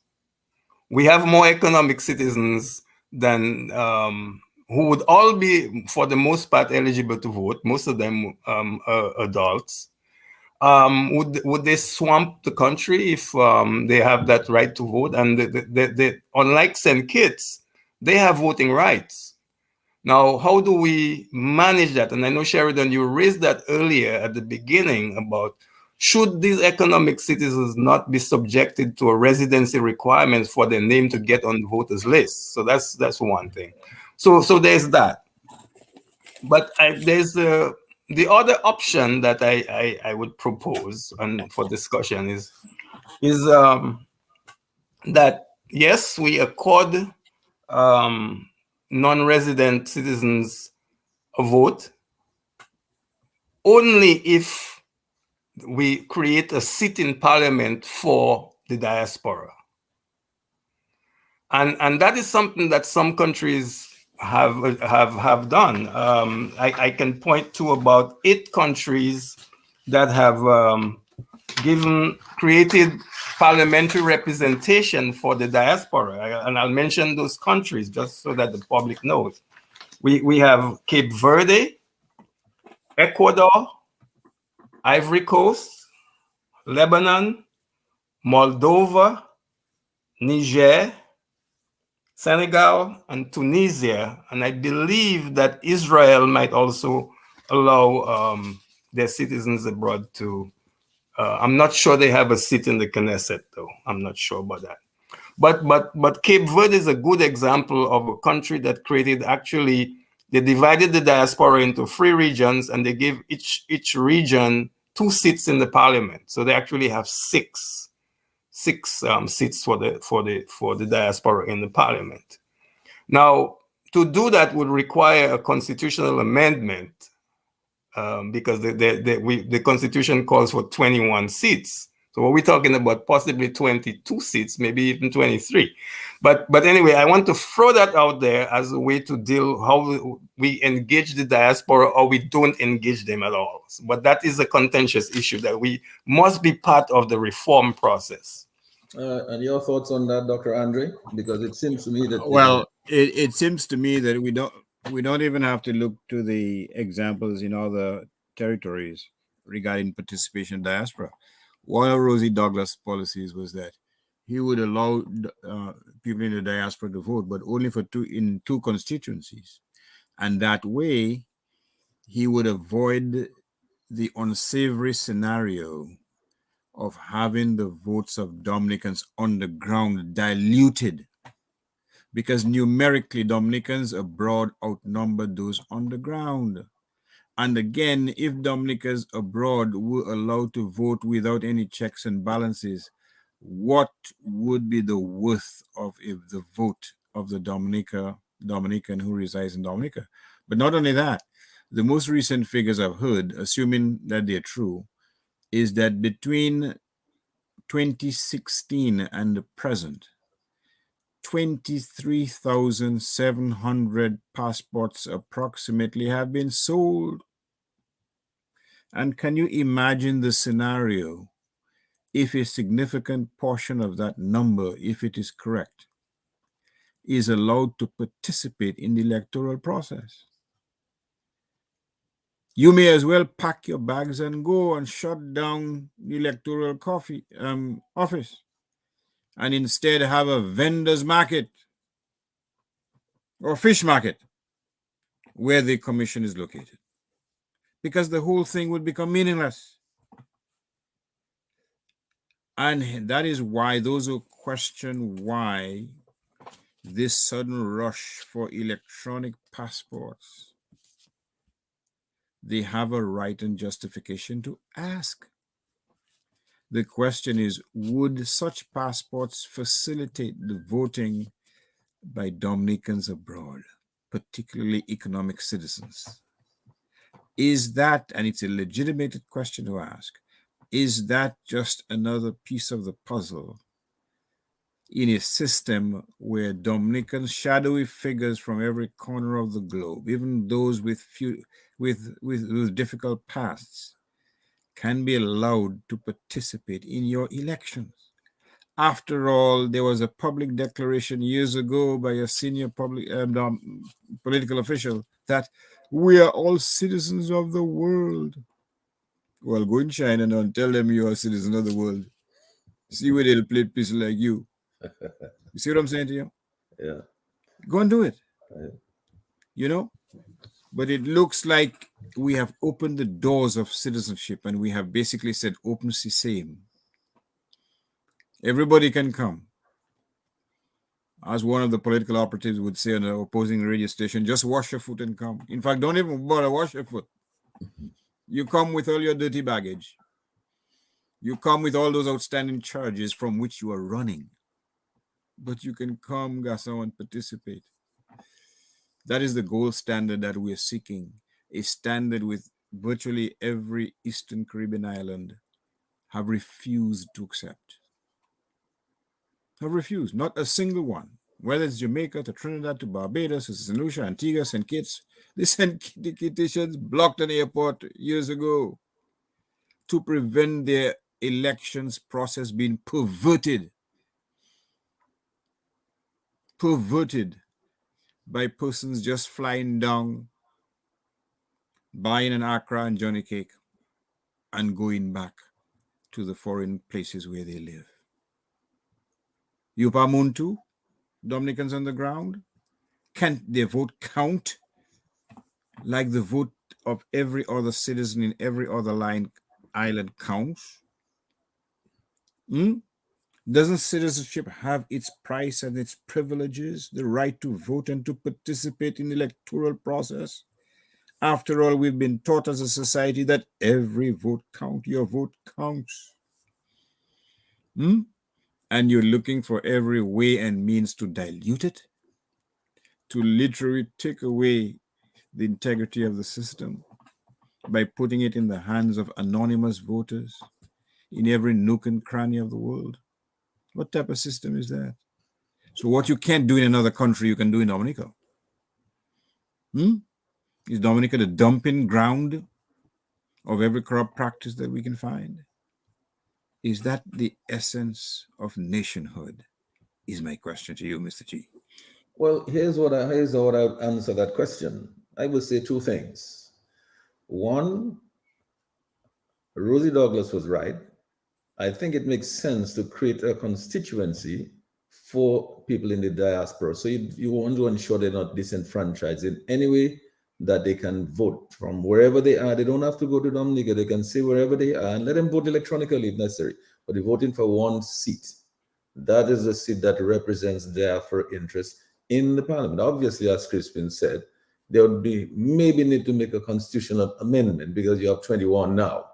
So I'm going to take a call from Lambi before we move on. But let me just say, as you were taking the call, Lambi, I mean, ask the caller to hold on the line 1 second.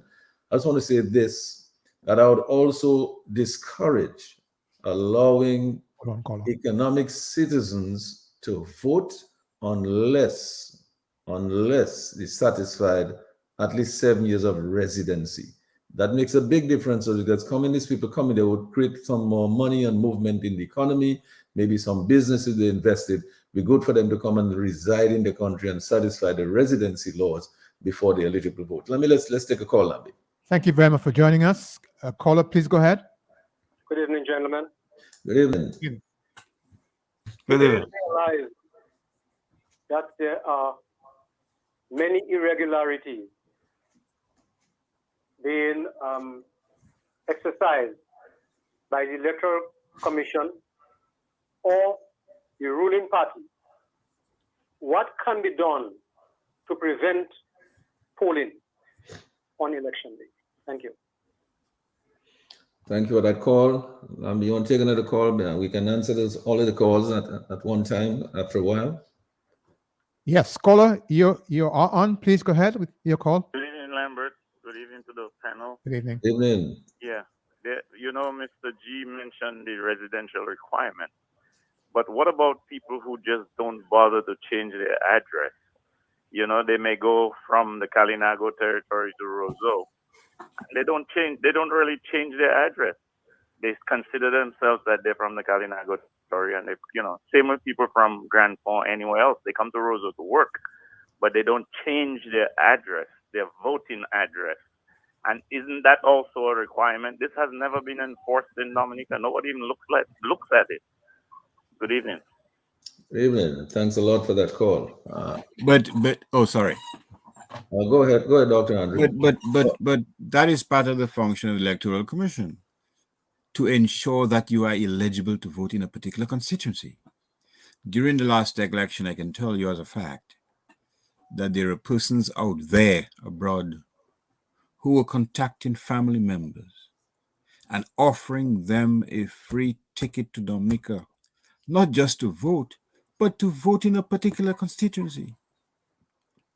And what makes it worse, if the allegations are true, because I heard it during the last election cycle, that there were law enforcement officers escorting people to certain constituencies to vote.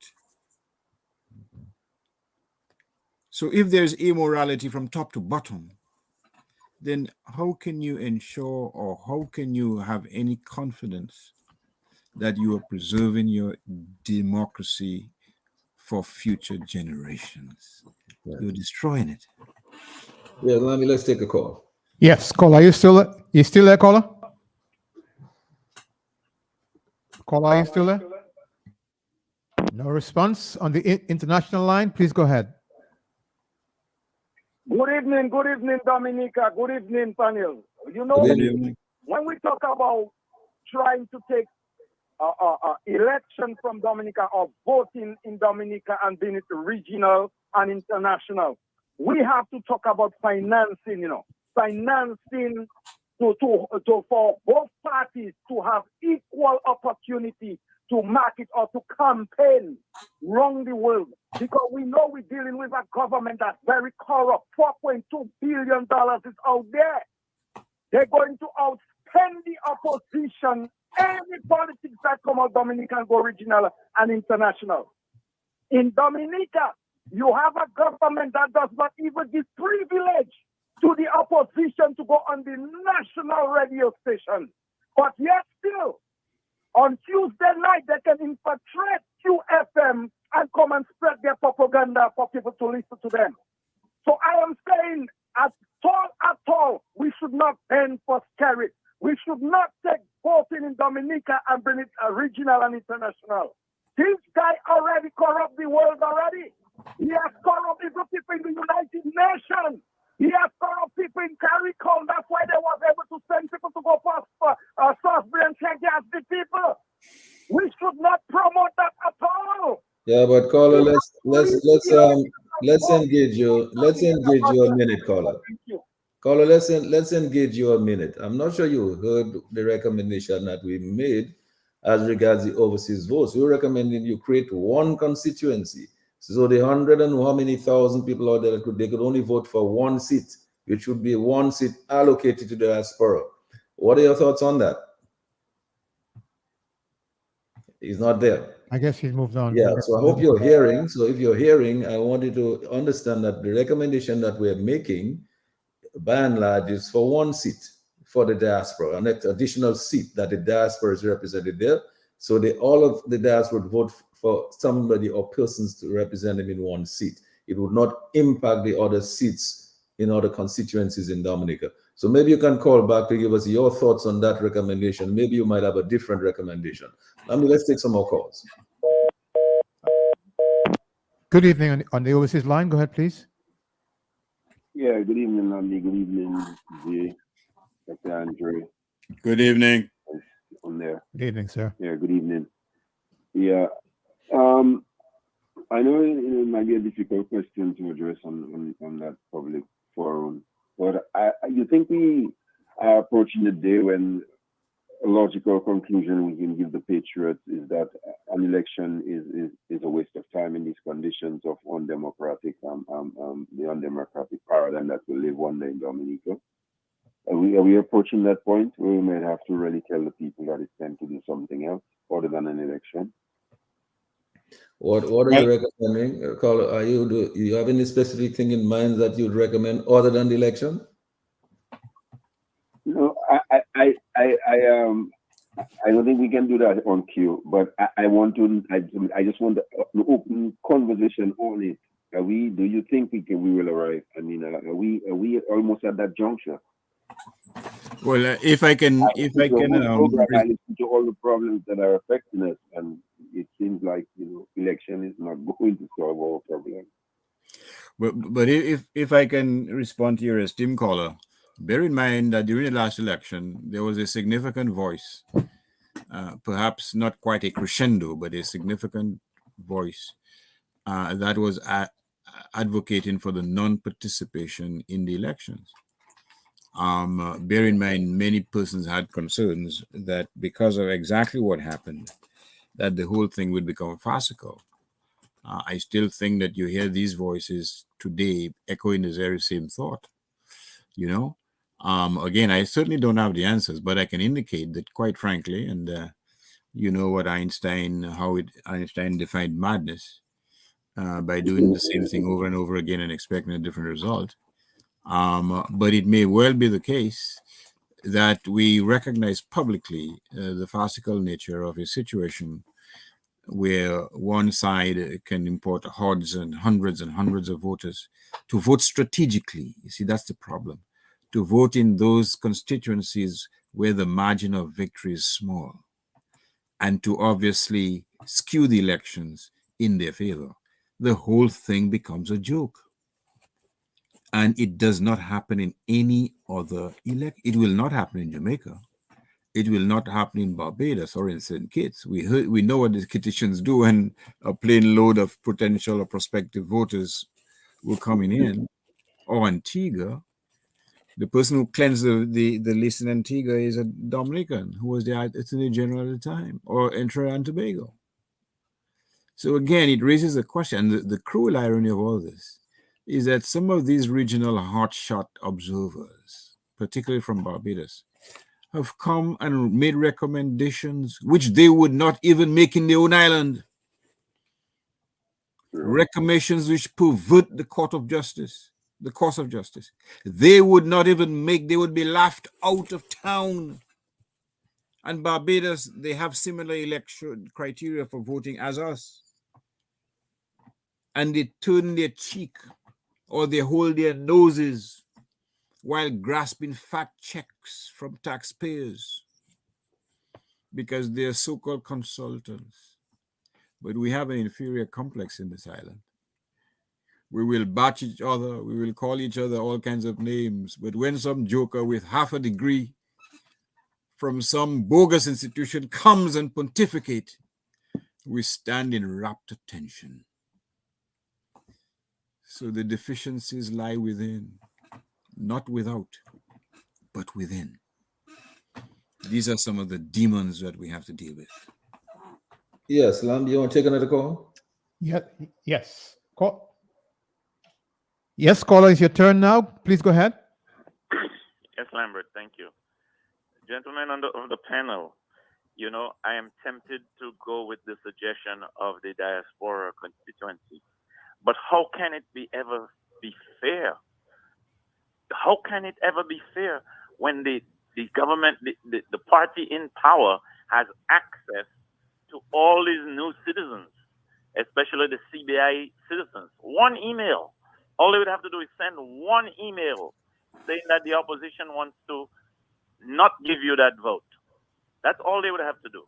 So how would it ever be fair? And the opposition, on the other hand, not only does the opposition not even have access to DBS, but they would not have access to that diaspora, a vote, or the voters of the diaspora, namely the CBI and the Dominicans living outside the country. But let's just engage you a little bit here, because I mean, what it could happen, however, is that whereas all those persons are voting for one constituency, for one seat, it means that you might then be able to prevent several different constituencies being impacted by these votes going out and to select communities, select constituents to vote. So if they're not allowed, they're not permitted to come in to vote at all, unless they satisfy the residence requirement, it means that several of those constituencies where people sit down and say, okay, we're missing 100 votes, or we're missing 200 here, so let us get these people from New Jersey or from New York to go to this. If you can avoid that, it might impact less constituents. So what do you think, Carl? Well, it sounds plausible, but what makes you think that the actual voter from the diaspora wouldn't still land here and behave as if he was here all along and cast that vote? Well, I don't think it would stop it. And then what you have is you have one constituency. That one constituency could make or break the government, on the other hand. Well, Dr. Andre gave you the example of St. Kitts. That's right. That's what they did. But here's we were talking about campaign finance. We were talking about electoral reform. Again, based on my understanding of the proposed reforms some time ago, one of the reforms, listen carefully, one of the reforms included having persons abroad, Dominicans abroad, register persons to vote. Now, let me ask you this. Let's use our common sense here. Forget about law. Who do you think will be registered to vote? Who do you think have been identified to come and vote in the past few elections? Don't you think that certain processes are in place to ensure that it is only the allies of the incumbent who will be, quote unquote, registered to vote? Isn't that one of the wolf in sheep's clothing, clothed in the robes of electoral reform? Or to rely on Greek mythology, isn't this another Trojan horse designed again to undermine the integrity of Dominica's electoral process? Isn't that a rejection and negation of the rule of law insofar as the elections are concerned? Is that consistent with democracy? Is that not undermining the integrity of the vote of the Dominican who live here and who, after all, have to deal with the absence of any stimulus packages, have to deal with rising gas prices without any relief, contrary to the citizens of other Caribbean islands, have to deal with the rampant importation of things that we can grow in this country at higher rates? They're the ones who have to deal with those hardships. So theirs are the vote that should count. I'm satisfied and happy to eat my little sardines for lunch. But why should they not enjoy a modicum of comfort? You know, by giving assistance, by being receiving assistance, I should say, at the time of their greatest need. It should be theirs. It should be they who should be focused, not Dominicans abroad who just come hopscotch into Dominica, spend a few bucks to show how successful they are, and return to their adopted countries. That's just not right. Yes, no, but you want to take another call? Yes, on the Oasis line, please go ahead with your call. Good evening, I'm back again, because I put down the phone. When I make my statement, I like to, give somebody else a chance. But what I'm saying, we Dominicans, we don't listen. We are politically biased. Dominica is a place the people are strange. No matter how you tell them the truth, they rather support the evil. What I'm saying is that, meanwhile, I St. Thomas eating tonight. How is the Dominicans eating tonight? There are people in Dominica who don't even have a proper dinner. How am I going to stay overseas and make decisions to better or to even make their life worse? Why are we thinking that way? Dominica, if the government had created opportunity, competitive opportunity, like any other nation in the world, Dominican would have lived overseas and gone invest in Dominica. That's what brings people to your country and make them participate to vote.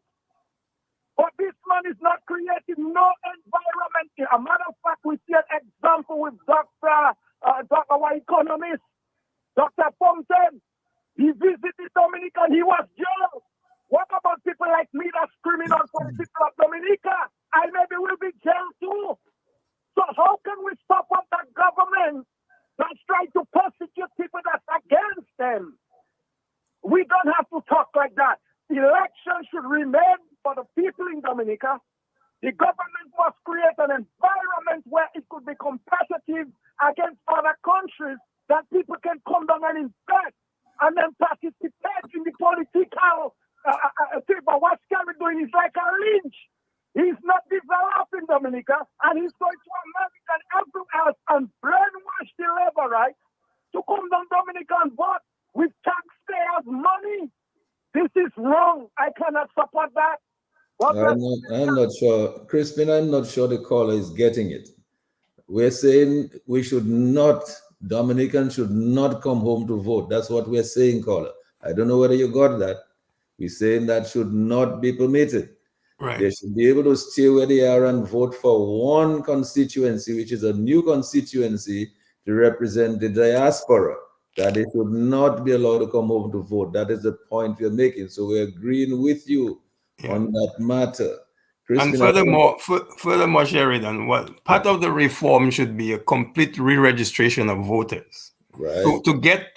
I can't put my trust in the Electoral Commission to get the dead people off the list. So I think the best outcome, and that was recommended by the Joint Commission, that we do a re-registration of voters. In every single house, there's a voter, they get registered, and not only do they get their photo taken, but also their fingerprint. So we need biometric data. So we put an end to all the fraud that's going on on the voters list. And I think it's going to be up to our people to decide what goes forward. But I just want to say, and that will be before we take another call, we have Sir Dennis Byron very soon will present a report. And I think that the custodian of this report should not be the cabinet of Dominica. It should be the Electoral Commission, first of all. And the Electoral Commission should take on the responsibility to convene a series of consultations with all political parties and civic organizations, especially those who were active on this issue before the last election. And additionally, technical assistance needs to be sought from the OAS, the Commonwealth, and the CARICOM by the Electoral Commission to make sure that we're doing this thing right, in tandem with the charters that we have ratified, like the Inter-American Democratic Charter, the United Nations Rule of Law, and the Commonwealth Principles. And then we need to find a consensus among all the political parties before we can go to Parliament to legislate. And my hope would be that we reach a bipartisan embrace of this electoral reforms, and we can pass it in Parliament as a bipartisan measure, and that will be the law for elections going forward. And that's what I'm proposing.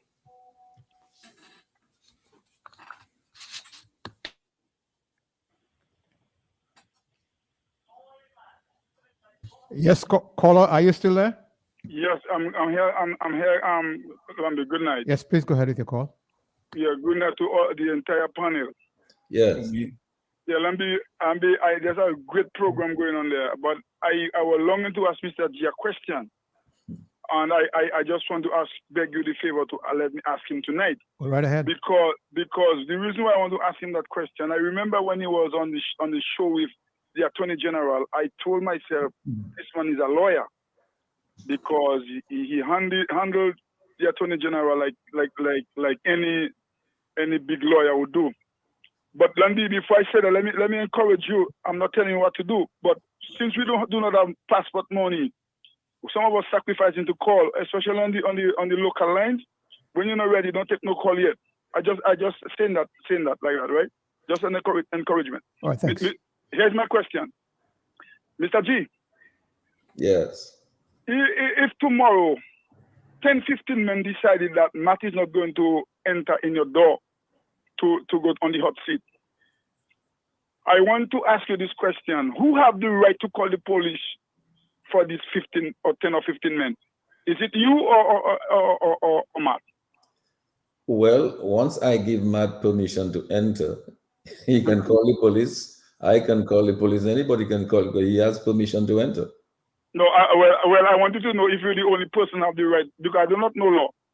I wanted to know if you're the only person that have the right to call the police, because sometimes somebody might just decide they're going to stand in the door and say, well, listen, man, this program not going on tonight or this morning. So thank you for the answer. Yeah, but Matt can call. But I don't think anybody will stop Matt. Everybody like Matt. Well, maybe that question is a hypothetical one, but I know. But I want to know. Okay. I know. I see where you're going. I understand what you're saying. Thank you, sir. Yes, Lambi, you want to take another call before we move? Yes. Well, let's get going, because Irving, I just wanted to see these questions that are coming up. There's a lot of concern about the question of the diaspora vote. Now, let us face it. There are a number of things coming into play. You heard Crispin a moment ago talking about the contribution of the diaspora to Dominica's economy, to the GDP. It is significant. It is very significant. I don't personally would like to disenfranchise any Dominican from voting. I think Rosie Douglas was right. Create a special diaspora constituency, an additional constituency. Amend the constitution. You're not affecting any of the existing ones unless you want to change that. But you create a special constituency for the diaspora and let everybody in the diaspora vote for that seat, and they'll get represented. Lambi, you want to take a call? All right, and then this means that they're represented, and but at the same time, they're not coming in to Dominica to vote. Take the call, Lambi. Thanks, caller, for being there. Go ahead, please. No, we lost him. Oh, you lost the call. And then, all right, so you just interrupt me if you want to go ahead. Gentlemen, good things. Go ahead, please. Good things. Okay. Yeah. Why would it be important to allocate a constituency to diasporans?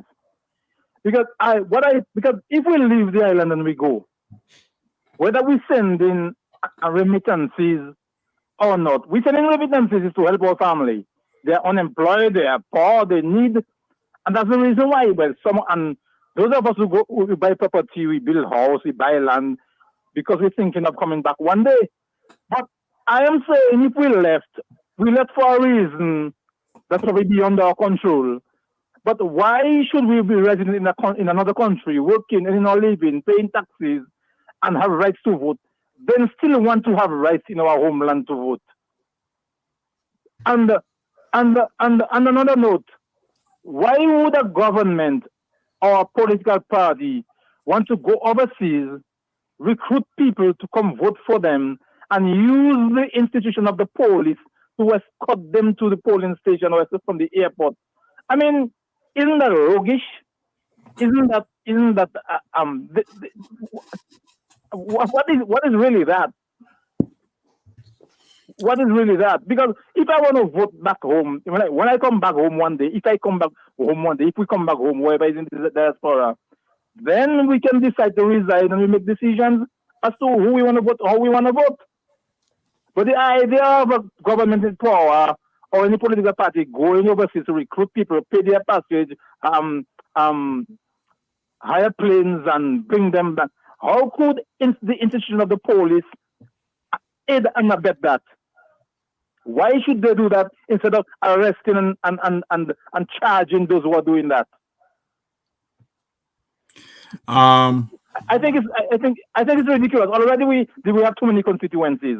Why do we want to add another constituency and to represent overseas voters? And in any case, even if we should be allowed to vote, why not just make laws that wherever we are, we can vote and we vote for a party of our choice electronically without having any political party or government influence?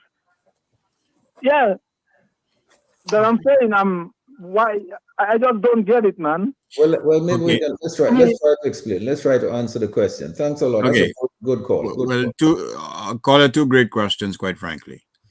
Here's the problem I have with your latter suggestion about why don't we allow every Dominican in the diaspora the right to vote electronically.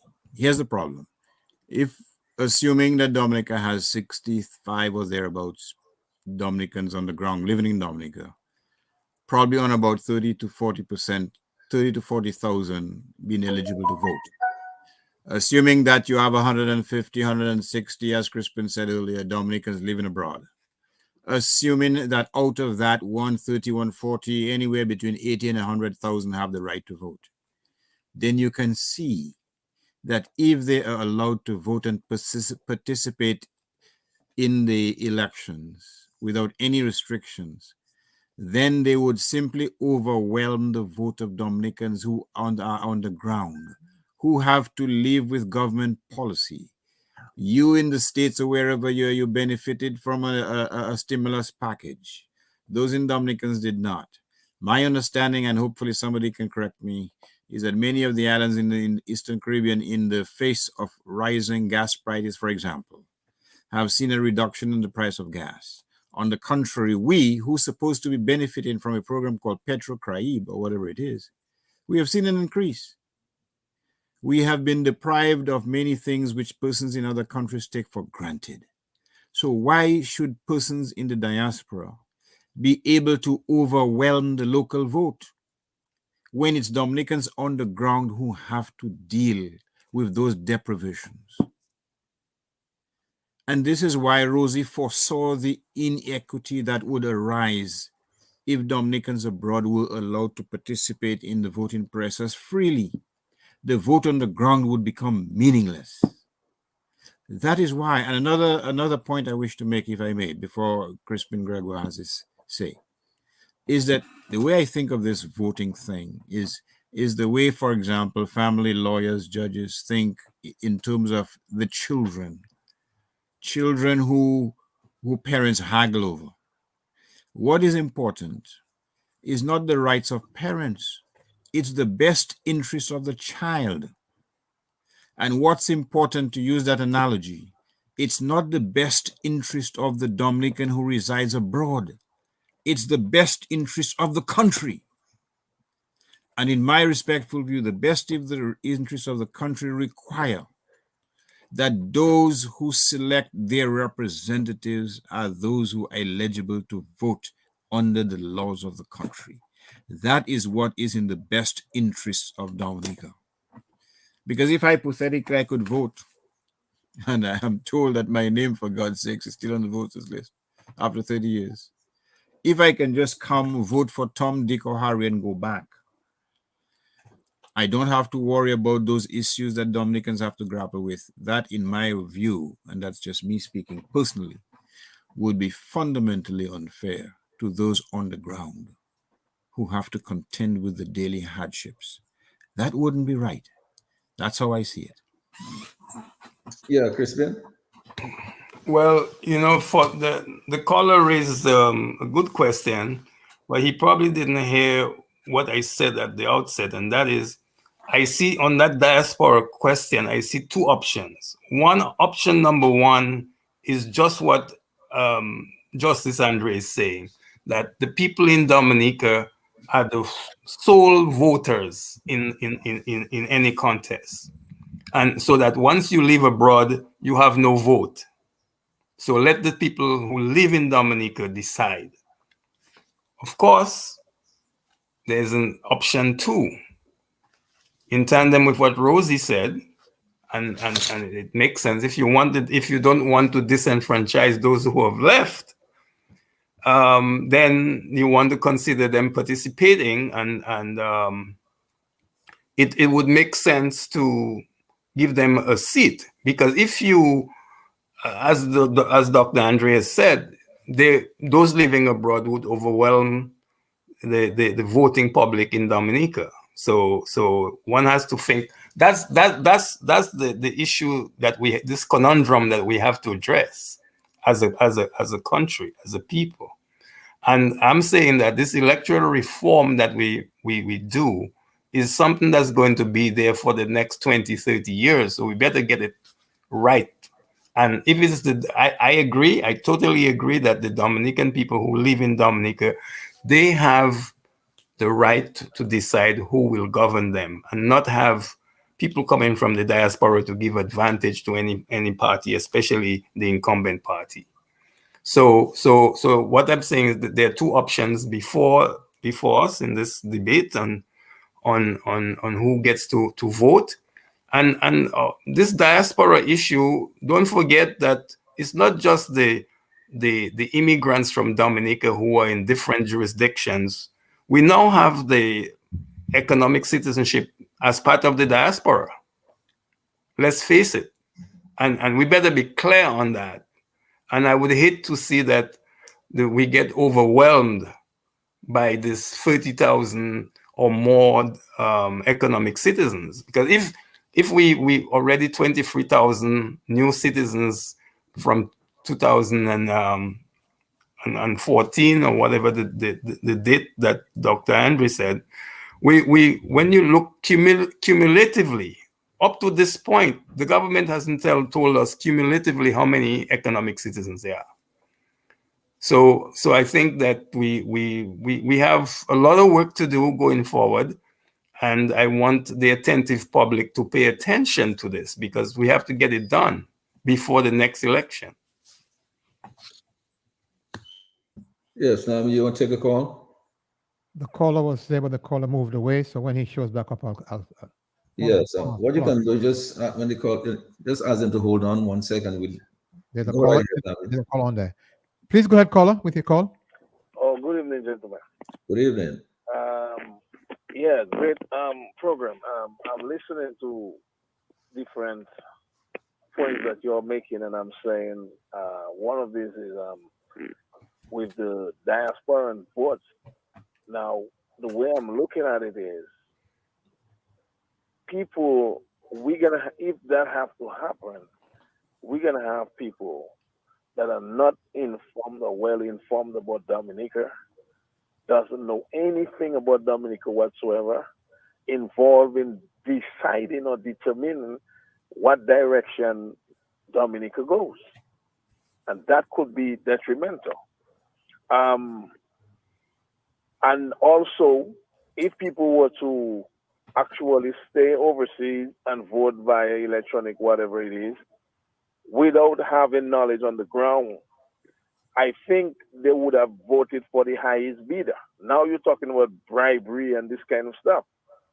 Because if I'm living in another country, I am benefiting from the other country, And if somebody in Dominica is paying me a certain amount of money for me to vote for them, I don't care what, because my interest is not Dominica.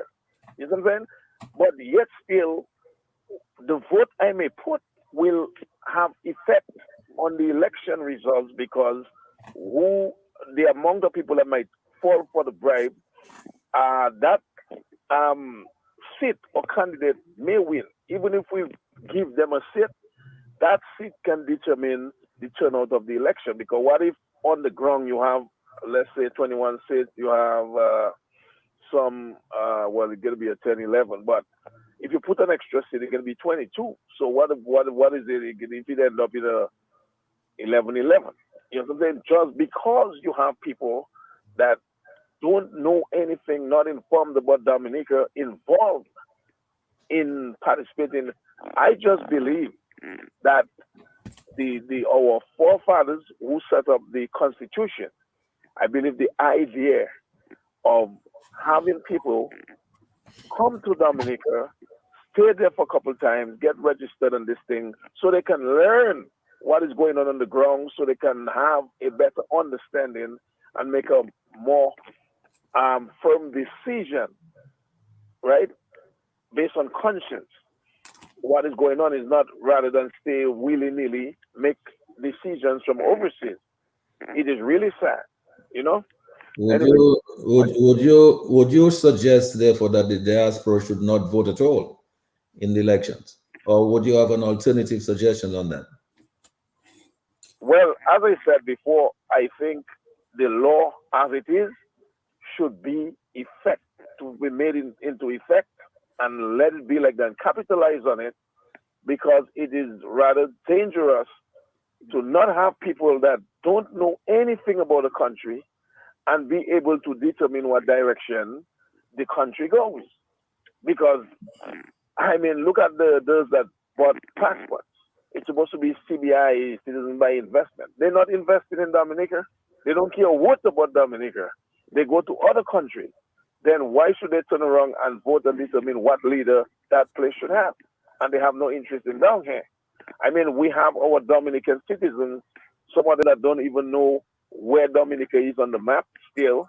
But what I'm saying, it have a law. I think they should be allowed to follow the law that is now existing, that we can have a very peaceful and free election. You know? Yeah. That's my take on it. Okay, sounds good. All right, Sounds good. Dr. Andre, I agree with the caller. The caller is basically saying that the present laws as they now exist should be enforced on the book, and that the rules should not be bent or should not be manipulated or circumvented just for one purpose, to maintain a hold on power. So I subscribe to what the caller is saying. And again, he's identified it correctly, in my view, pitfalls about allowing diasporans to vote with impunity. The simple fact of the matter is that the very weight of the numbers would result in a situation where the local vote will become virtually meaningless. And again, if you have people voting electronically, I wouldn't be surprised, and I don't know that for sure, but I wouldn't be surprised that would be a gateway for manipulation and for bribery and so on and so forth. It would be another Trojan horse. So I think the electoral law should be enforced, the rule of law should prevail, and let Dominicans on the ground, that's my view, decide overwhelmingly or to a significant degree who should represent them in the Dominican House of Assembly and who should form the government. It is their inalienable right, in my view. Okay, Lambi, you had another call? On the overseas line, go ahead, please. Hello, good evening. Go ahead, good evening. Yes, I'm calling to re-emphasize what the last caller said. We already have a government, a party in power, that is already so corrupt and so bent on staying in power. Why would we be discussing anything that would complicate elections? The laws as they stand,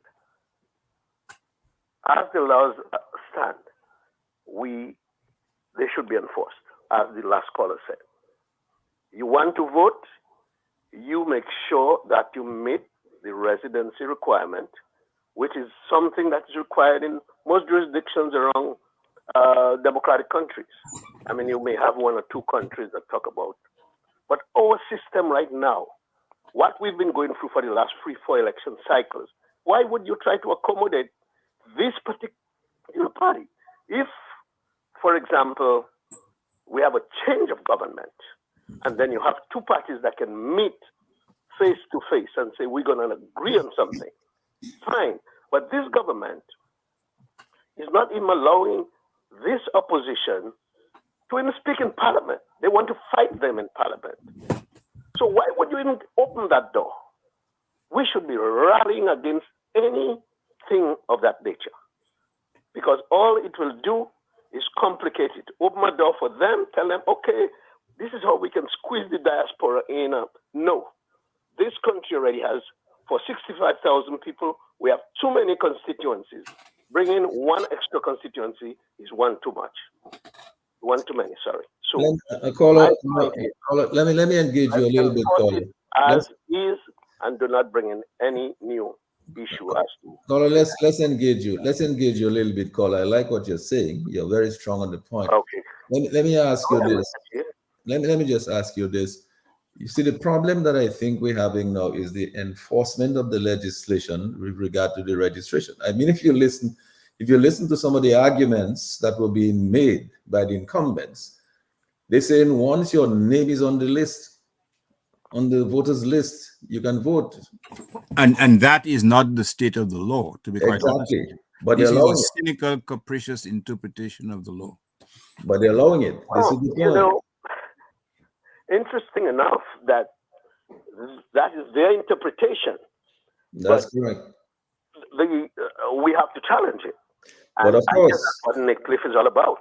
But of course, you have to many things because from the time this leader has said no law, no constitution, he practiced it from 2009. No law, no constitution. That is what we are seeing.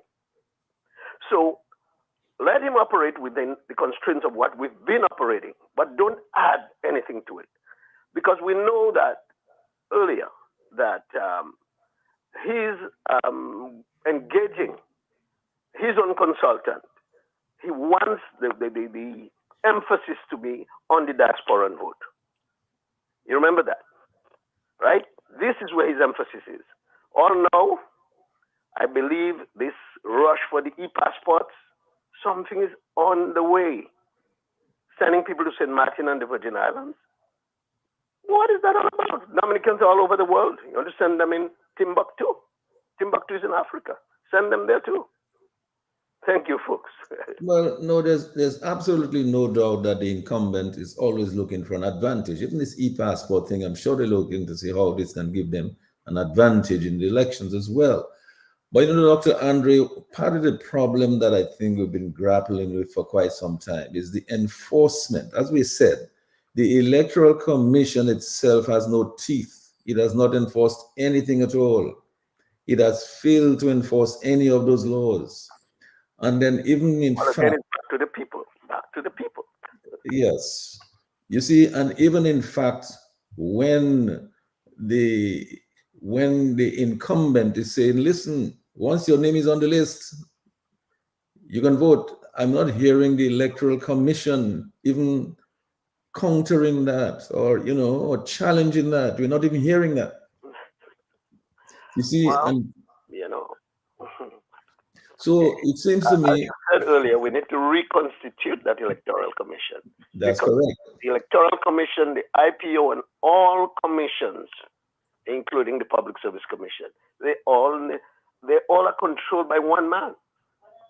So what you're going to find is that one man is putting his people in place to do his bidding, and we have a weak population that is not willing to stand and to demand and given otherwise. Otherwise, you do this otherwise. But we can't do that. And so we've been victims. But I'm saying it is time that this guy knows how opposition forces work in Dominica. We talk and talk and talk, and then he continues his machinations. This is what is happening. This coming election is not going to be any different from 2019 or 2014 or 2009. Thank you. Great conversation, great contribution. Love the discussion, love the exchange. Lambi, you want to take another call? Yes, we have two more calls coming up. Good evening, caller. Join us. Go ahead, please. Good evening, everybody. Good evening. Good evening. Go ahead, Robin. He disappeared. Good evening. Yeah, Lambi, Go ahead. I had to call back again. I'm going to be very brief because Dr. Andres calls me to call again. Lambi, he said something that is so true. Some people who live in the BVI to go and vote for the Labour Party, they got the stimulus packages here, you know. Not only one, some of them get 2 and 3, you know. And they're going down to Dominica to vote. And the people them in Dominica that's struggling, they did not get anything. That can be fair. Dr. Andres, thank you, man. I hope everybody in the world here you saying that tonight. Good night. Thank you. Yes, Lambi, you want to take another call? Otherwise, we'll just go on. Crispin, you wanted to add some of this? No, I think it's a very interesting. Very interesting. Very interesting. Yeah. I deliberately tried not to be so prescriptive, but to give the Dominican people options for them to think about. I think that diaspora issue is one that is one of the leading issues, and one that has even emotional responses attached to it. No, but it is a leading issue, Crispin. You know why? Because it affects the results. Yes, it affects the results, and the ruling party is very calculating in how many people they need to bring into each constituency to get the advantage. So you take the constituencies where the opposition is competitive with them, it might just take 10 votes, 10 voters to make the difference. And we got to find a way. I agree with the caller that we need to enforce the laws that exist, but we've not been able to do that. So we're sort of impotent in that question. Okay, we have a call. So. Now, do you want to take a call? The caller was there and moved away, so I think you should go. Yes, hold on. Okay. Go ahead, caller, please. Yeah, good evening. I'm back again. Good evening. The thing is, I have a question, but let me just make a couple comments before. One of the things, again, that is very important to know, comparing Dominica and the U.S. or some other place, for instance, the U.S., they have policies, they have laws in place that guide the electoral system. So you would find that there are people that can be in South America and be involved in the election in America. They have things in place that can guide that. We don't have this level of things in Dominica.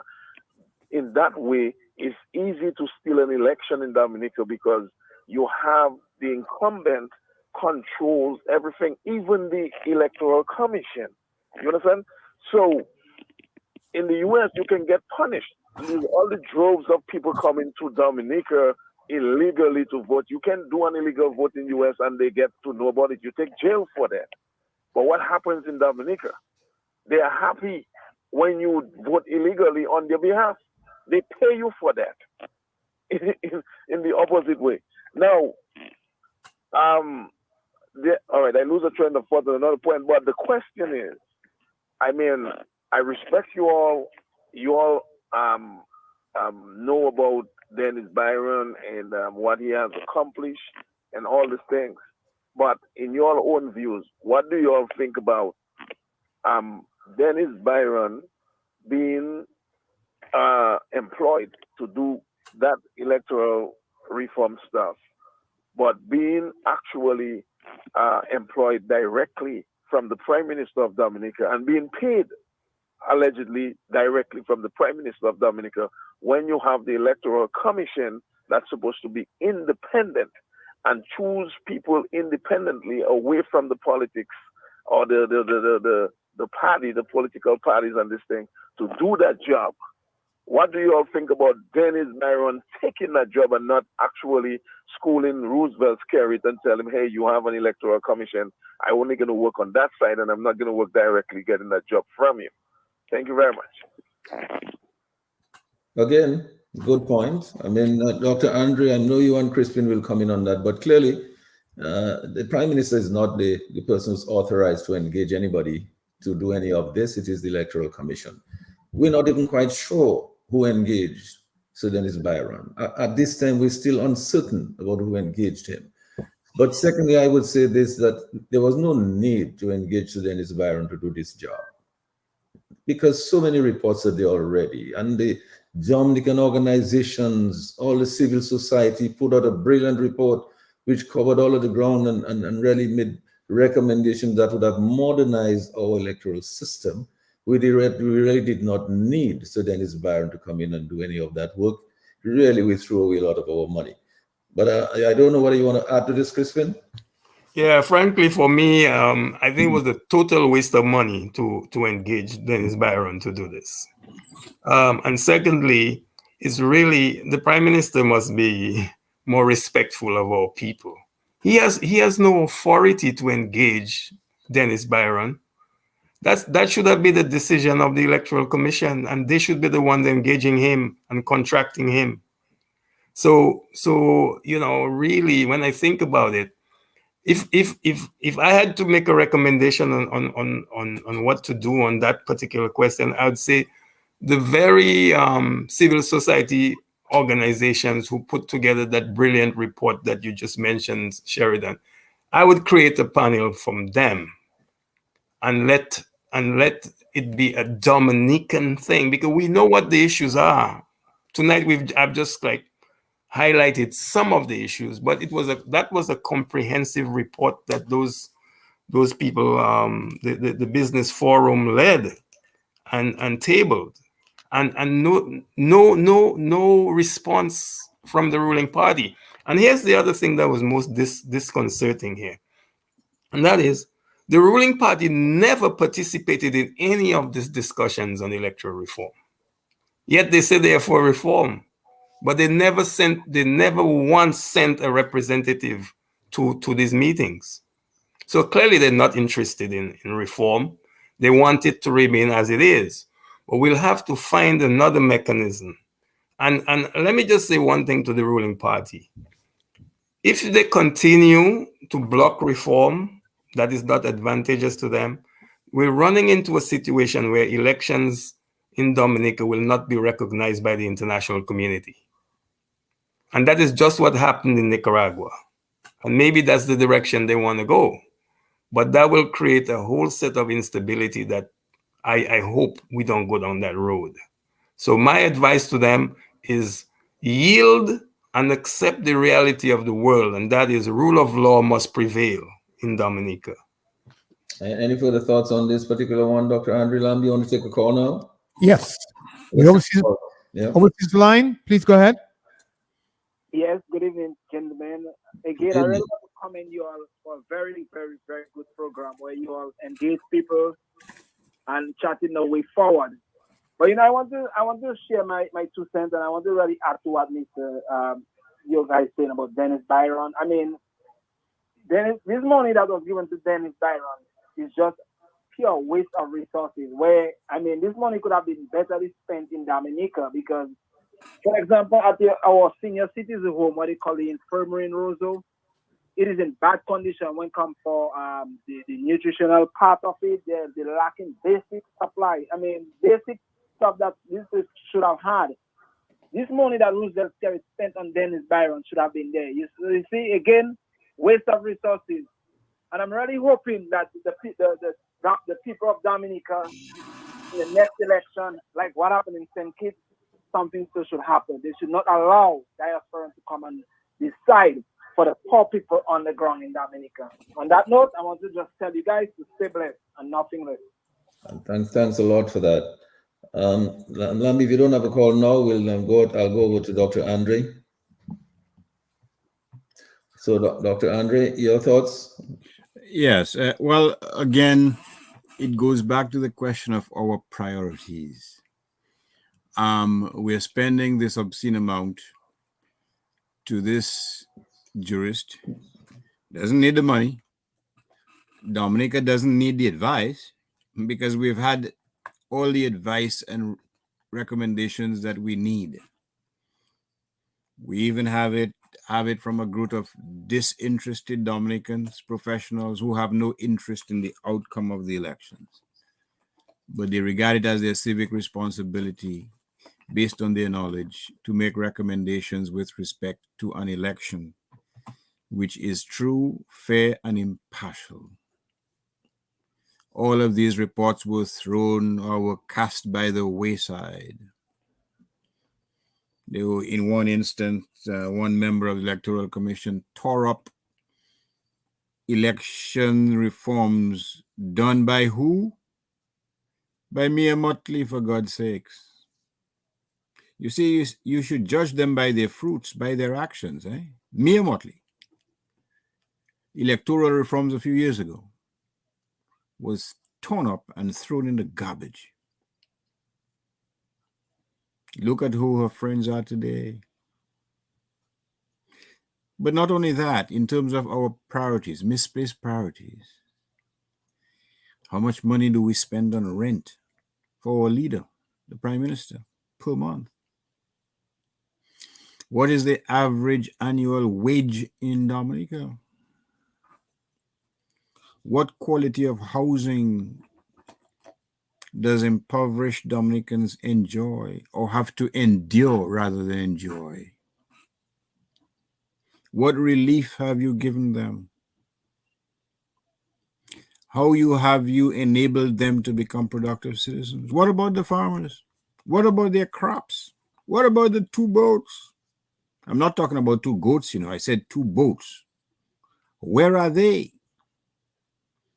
What amount of resources have you put in place to nurture or to create an enabling environment where the most humble or those with probably the most modest of resources can rise up from that death trap of despondency and make something of themselves?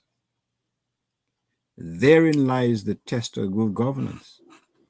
Not how much money you put into the hands of friends, so-called foreign investors who come to Dominica without a penny, yet leave the island with 30 million pieces of silver. And Dominicans who work with the Public Works Department cannot even get a job, Gaza. They're not good enough to get a job in their own country. While so-called citizens of this world can come into Dominica, become rich, and in the process can treat Dominicans as if they are yesterday's newspaper without any fear of prosecution. That is the quality of life that we've created in Dominica. And should be we satisfied with this? Many of us have gone abroad. I certainly have, and taken advantage. But I've worked for everything. And I see Lambi's making that signal that someone wants to interject. And Lambi, I yield to you. On the overseas line, please go ahead with your call. Caller, are you paying attention? Okay, nothing heard. Caller, go ahead, please.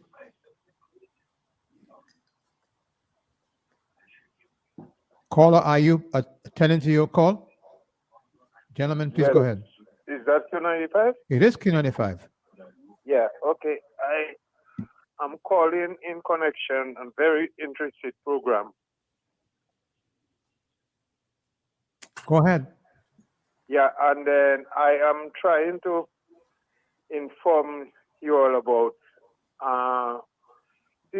during the day of election, the Prime Minister should not allow to use government vehicles and to go through constituencies to vote, to influence people to vote.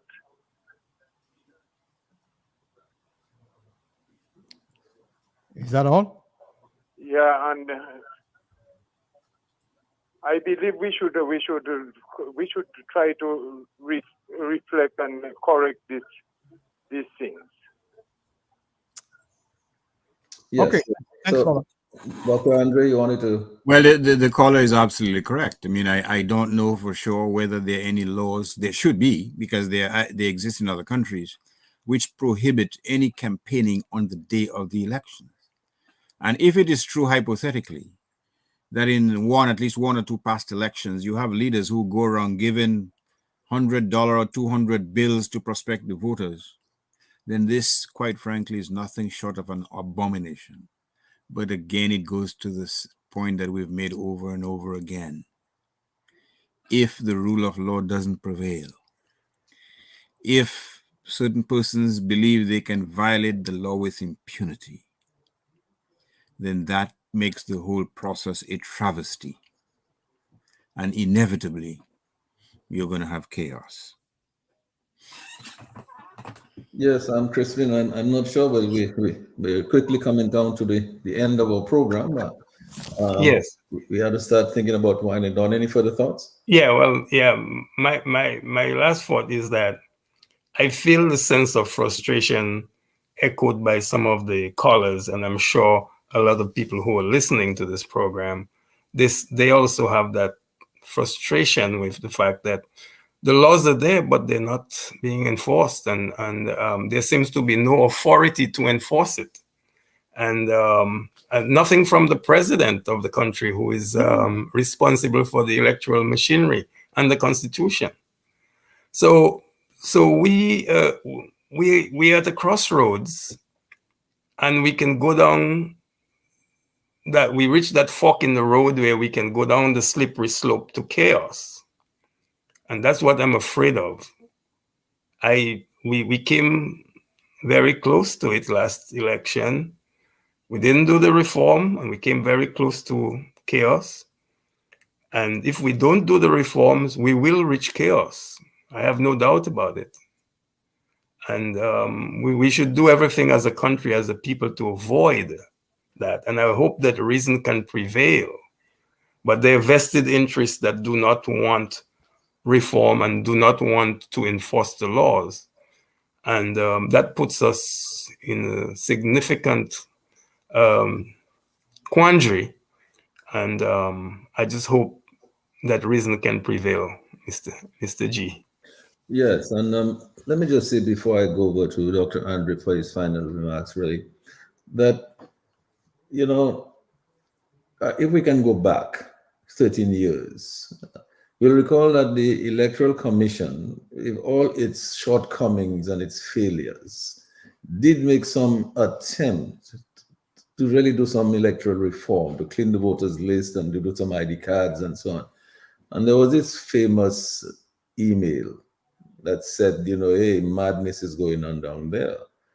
And you need to do something about preventing anything from changing the winning legacy of someone.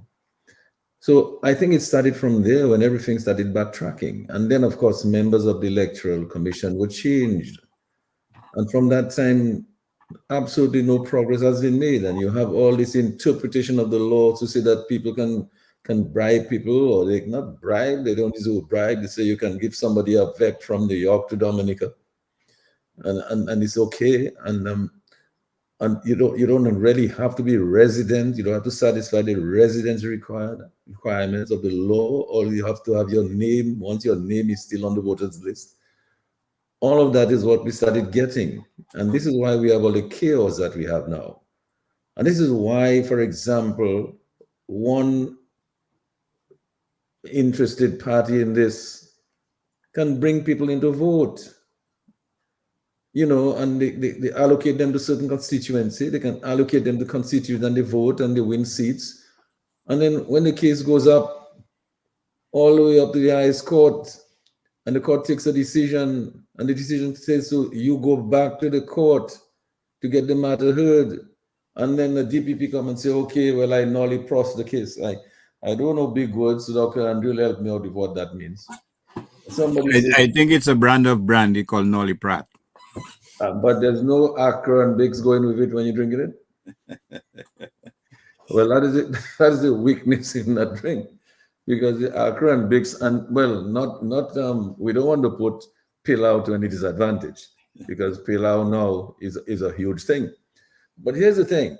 I mean, basically, I mean, we need to be realistic about this thing. This thing is going nowhere. And then, so why we're talking about this now is because it seems as though we're just on the eve of a report from Sir Dennis Byron. And I think what we're saying here tonight, we're preempting that report and the findings and the recommendations. And we're saying, listen, we already have good recommendations there made by this wonderful, organization, the civil society in Dominica. We have all these reports from the OAS and from CARICOM and so on, and the UN.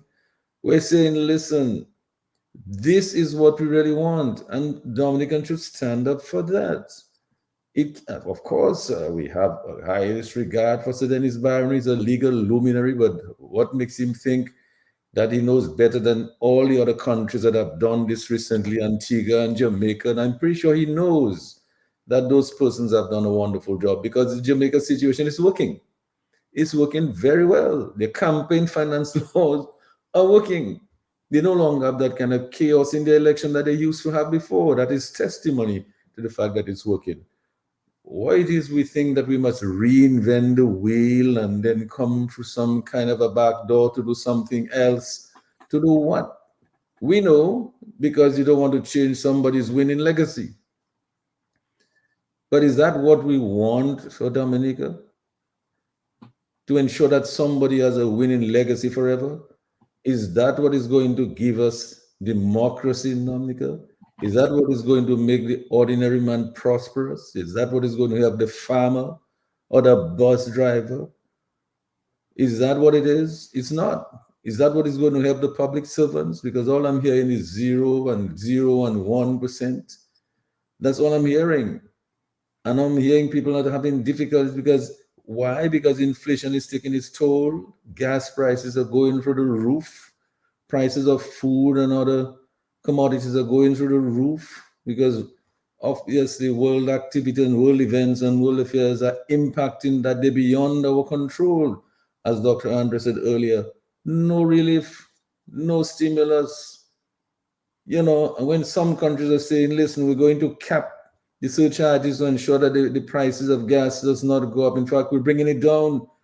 We were told in Dominica that we're getting a help, but it ended up that we're paying 65 cents or something like that more. How can that help if you're paying more? Cannot be a reduction. So here's the thing we're saying. We're saying that this electoral reform process is long overdue. It should be done in a manner that is good and transparent. And I think that before any of those recommendations, any attempt to implement them are made, they should be put on the table before the same committees that presented their findings to the Electoral Commission, and let them review it and debate it to see how close it comes to what they had recommended. And they have to then decide whether they're going to stand to allow it to go forward, or they're going to take a stand and not allow it to go forward. I think the world is watching and listening. The international community is taking note of this, Crispin, as you said earlier. And I think it is already in their attention. And I think they'll be looking even more closely. So I think Dominica should take note that the international community is listening.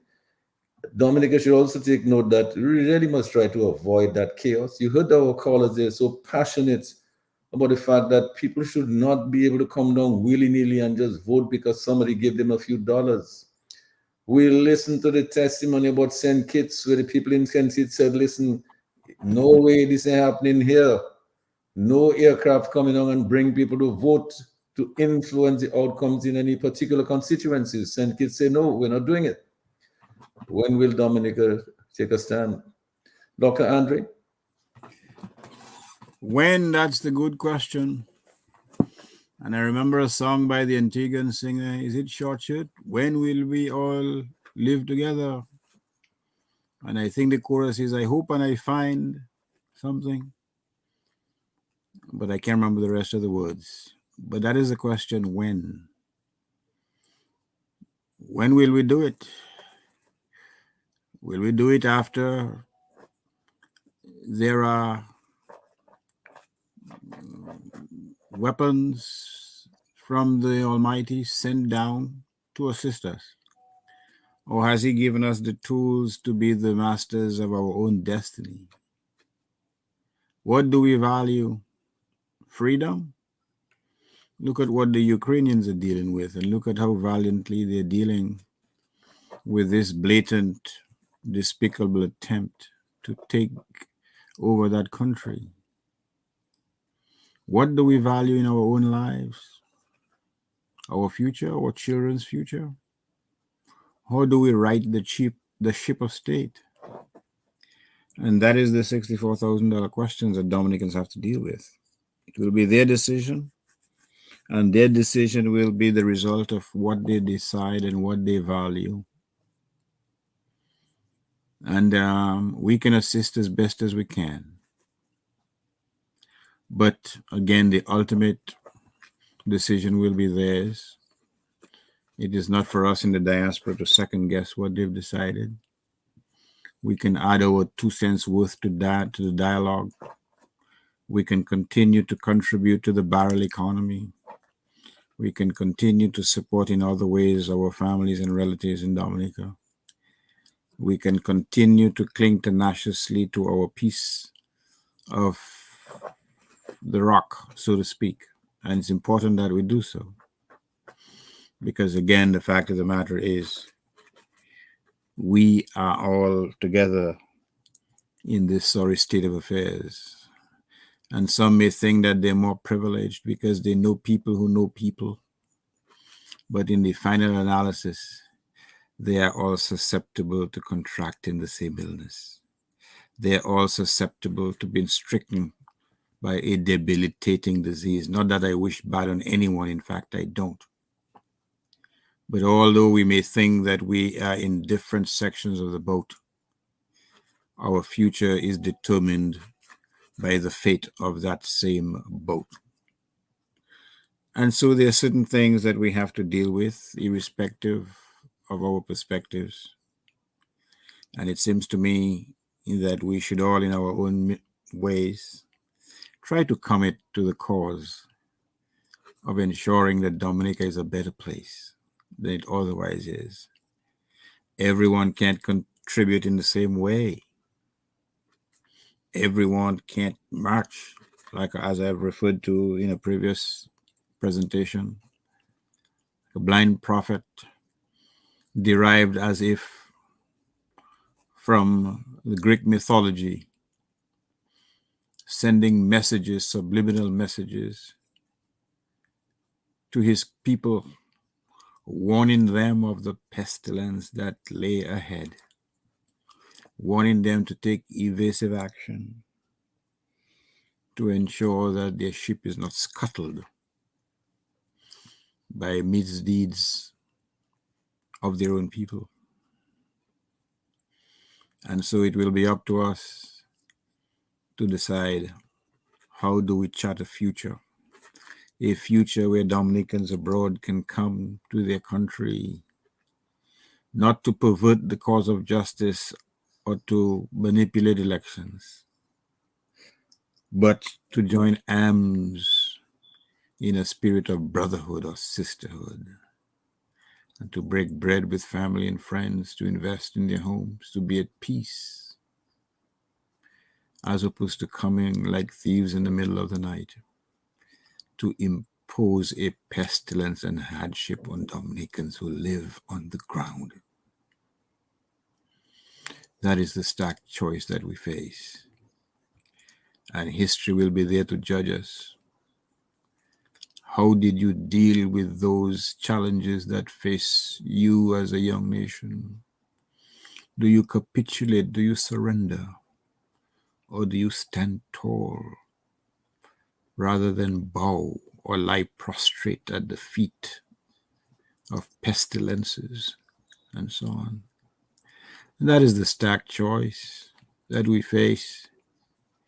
You know, in the old days, Mr. G, when we grew up, I was nurtured in many beliefs. One of them being that there's nothing you enjoy more than the products of the sweat of thy brow. Thou shalt eat Mastiff from Afua Bakery in Marigot, and others. And that is all many Dominicans, or the majority of those I speak to, and I speak to quite a few of them, they want. Basically, enabling environment to prosper and to make use of their biblical talents, to sow their seeds in fertile soil rather than stony ground, to provide for their children, to go to night school, to work 3 jobs, Mr. J, to get an education, to get a future and build a future which Dominica could not afford them or give them at the time that they were there growing up. So that many of us are very fortunate to be in this environment, whether in Canada, whether in the Virgin Islands, the United States, England, you name it, Europe, France. We're here for a reason. And it seems to me that we have an obligation to make most of those opportunities that do not exist in Dominica. But the definition of success is not the size of your house, nor the amount of rent that taxpayers have to make you live a life of ostentation. The measure of success is what you do to lift up the least of your brothers. And so that is the challenge that we face, our generation face. Those of us who are fortunate to be on this good earth today, taking advantage of all these advances in Medium and Twitter, and I'm still stuck on my typewriter. In fact, when I say I got rid of my mouse because I run for a broom when I used to see it. Because all I think is the 4-legged critter. So we have all these advantages. The question is, what are we doing with those advantages? What are we doing with our learning from foreign institutions, from colleges? What are we doing to enlift or to assist or to uplift those on the ground who, for a plethora of reasons, do not share the same benefits that we can enjoy today? And that is the measure of the success that we seek. Thank you, and good night to your listeners, Mr. G. But I didn't want you to say good night yet, because I okay, sorry. No. Well, okay. I have my pajamas, but I'll just cast them aside. Go right ahead. Yeah, well, I mean, just hide your pajamas a little bit. Put it aside, because I wanted to go. I suspect that Crispin would like to say a final good night and, so some closing remarks here. I want to give him an opportunity to do that, and then I'll come back to you to just wind up, Dr. Andre. Well, I just hope, Mr. G, that, this has been a stimulating conversation. I like the fact that we interacted with some of the callers. They didn't just call and hung up, but at least we engaged them.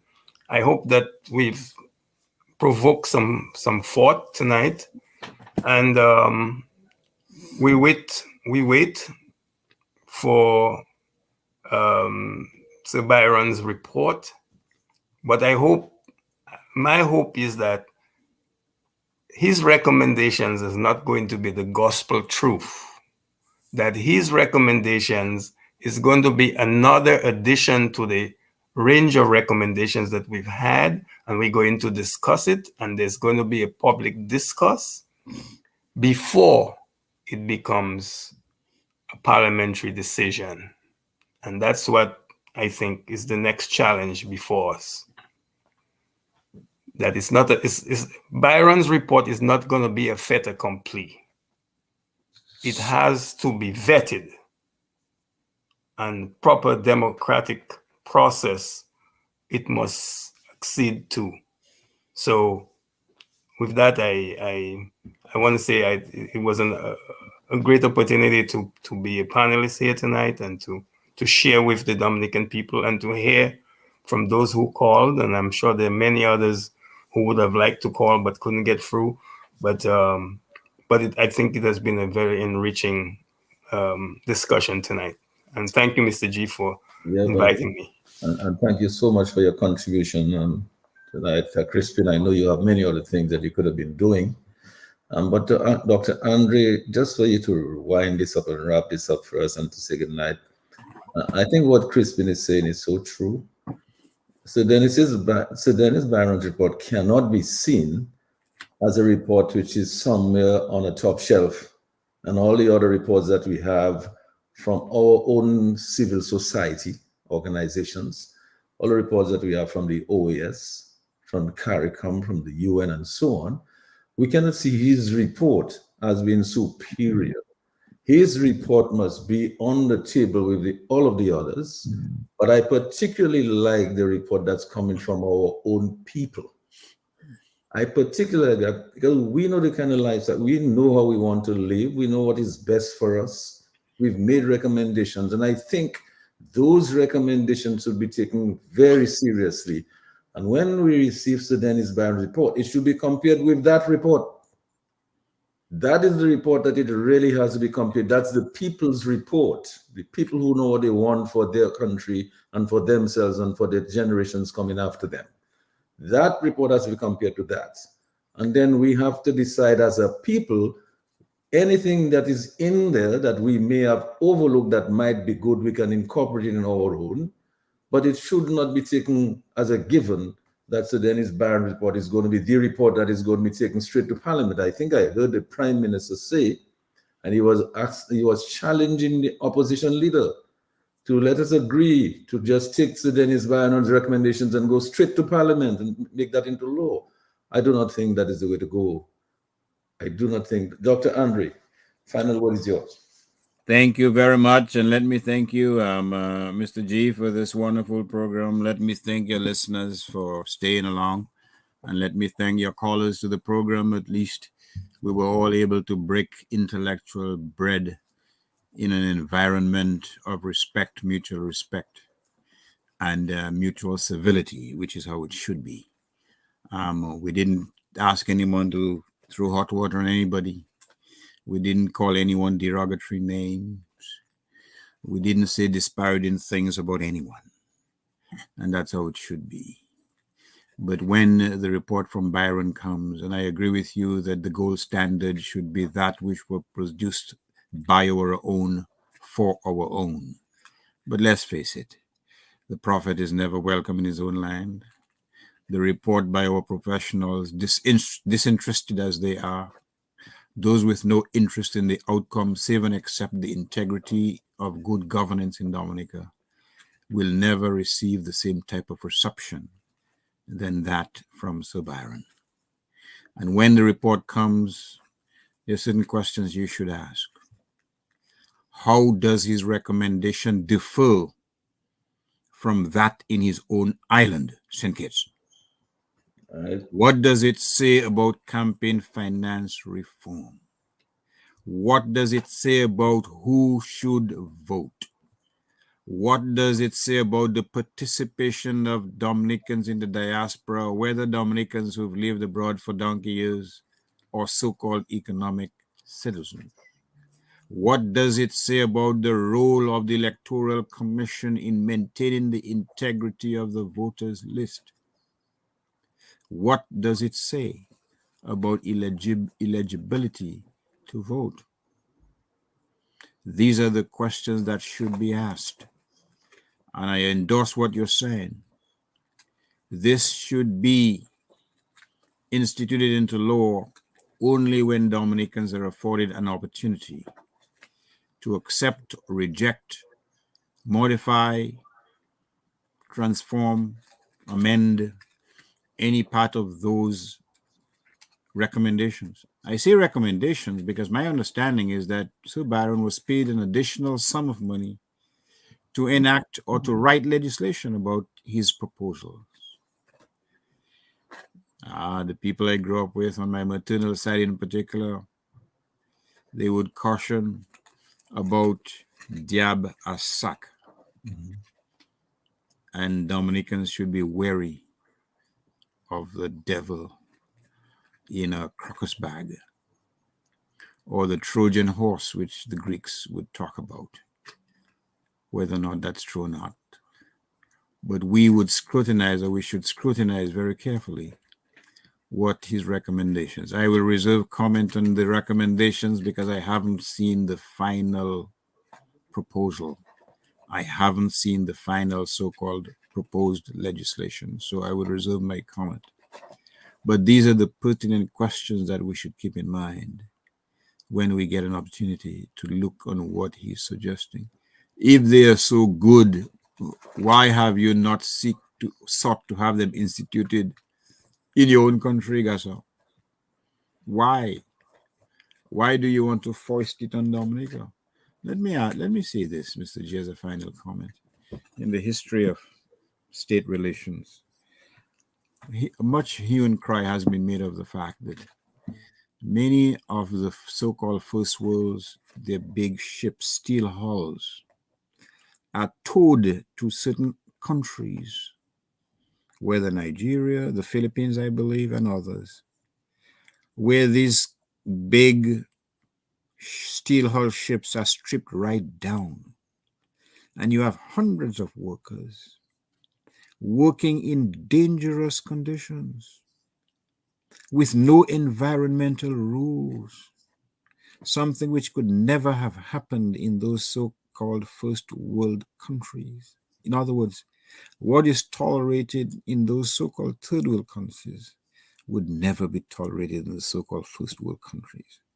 So we should keep that in mind when we peruse Sir Byron's recommendations. What are you inflicting on Dominica that you would not inflict on your own country? And how much were you paid, Professor Missions de Sala? As somebody once told me, but I will reserve my judgment because I haven't seen the final report. But I am waiting with bated breath because $500,000, there must be a reason for this king's ransom being paid.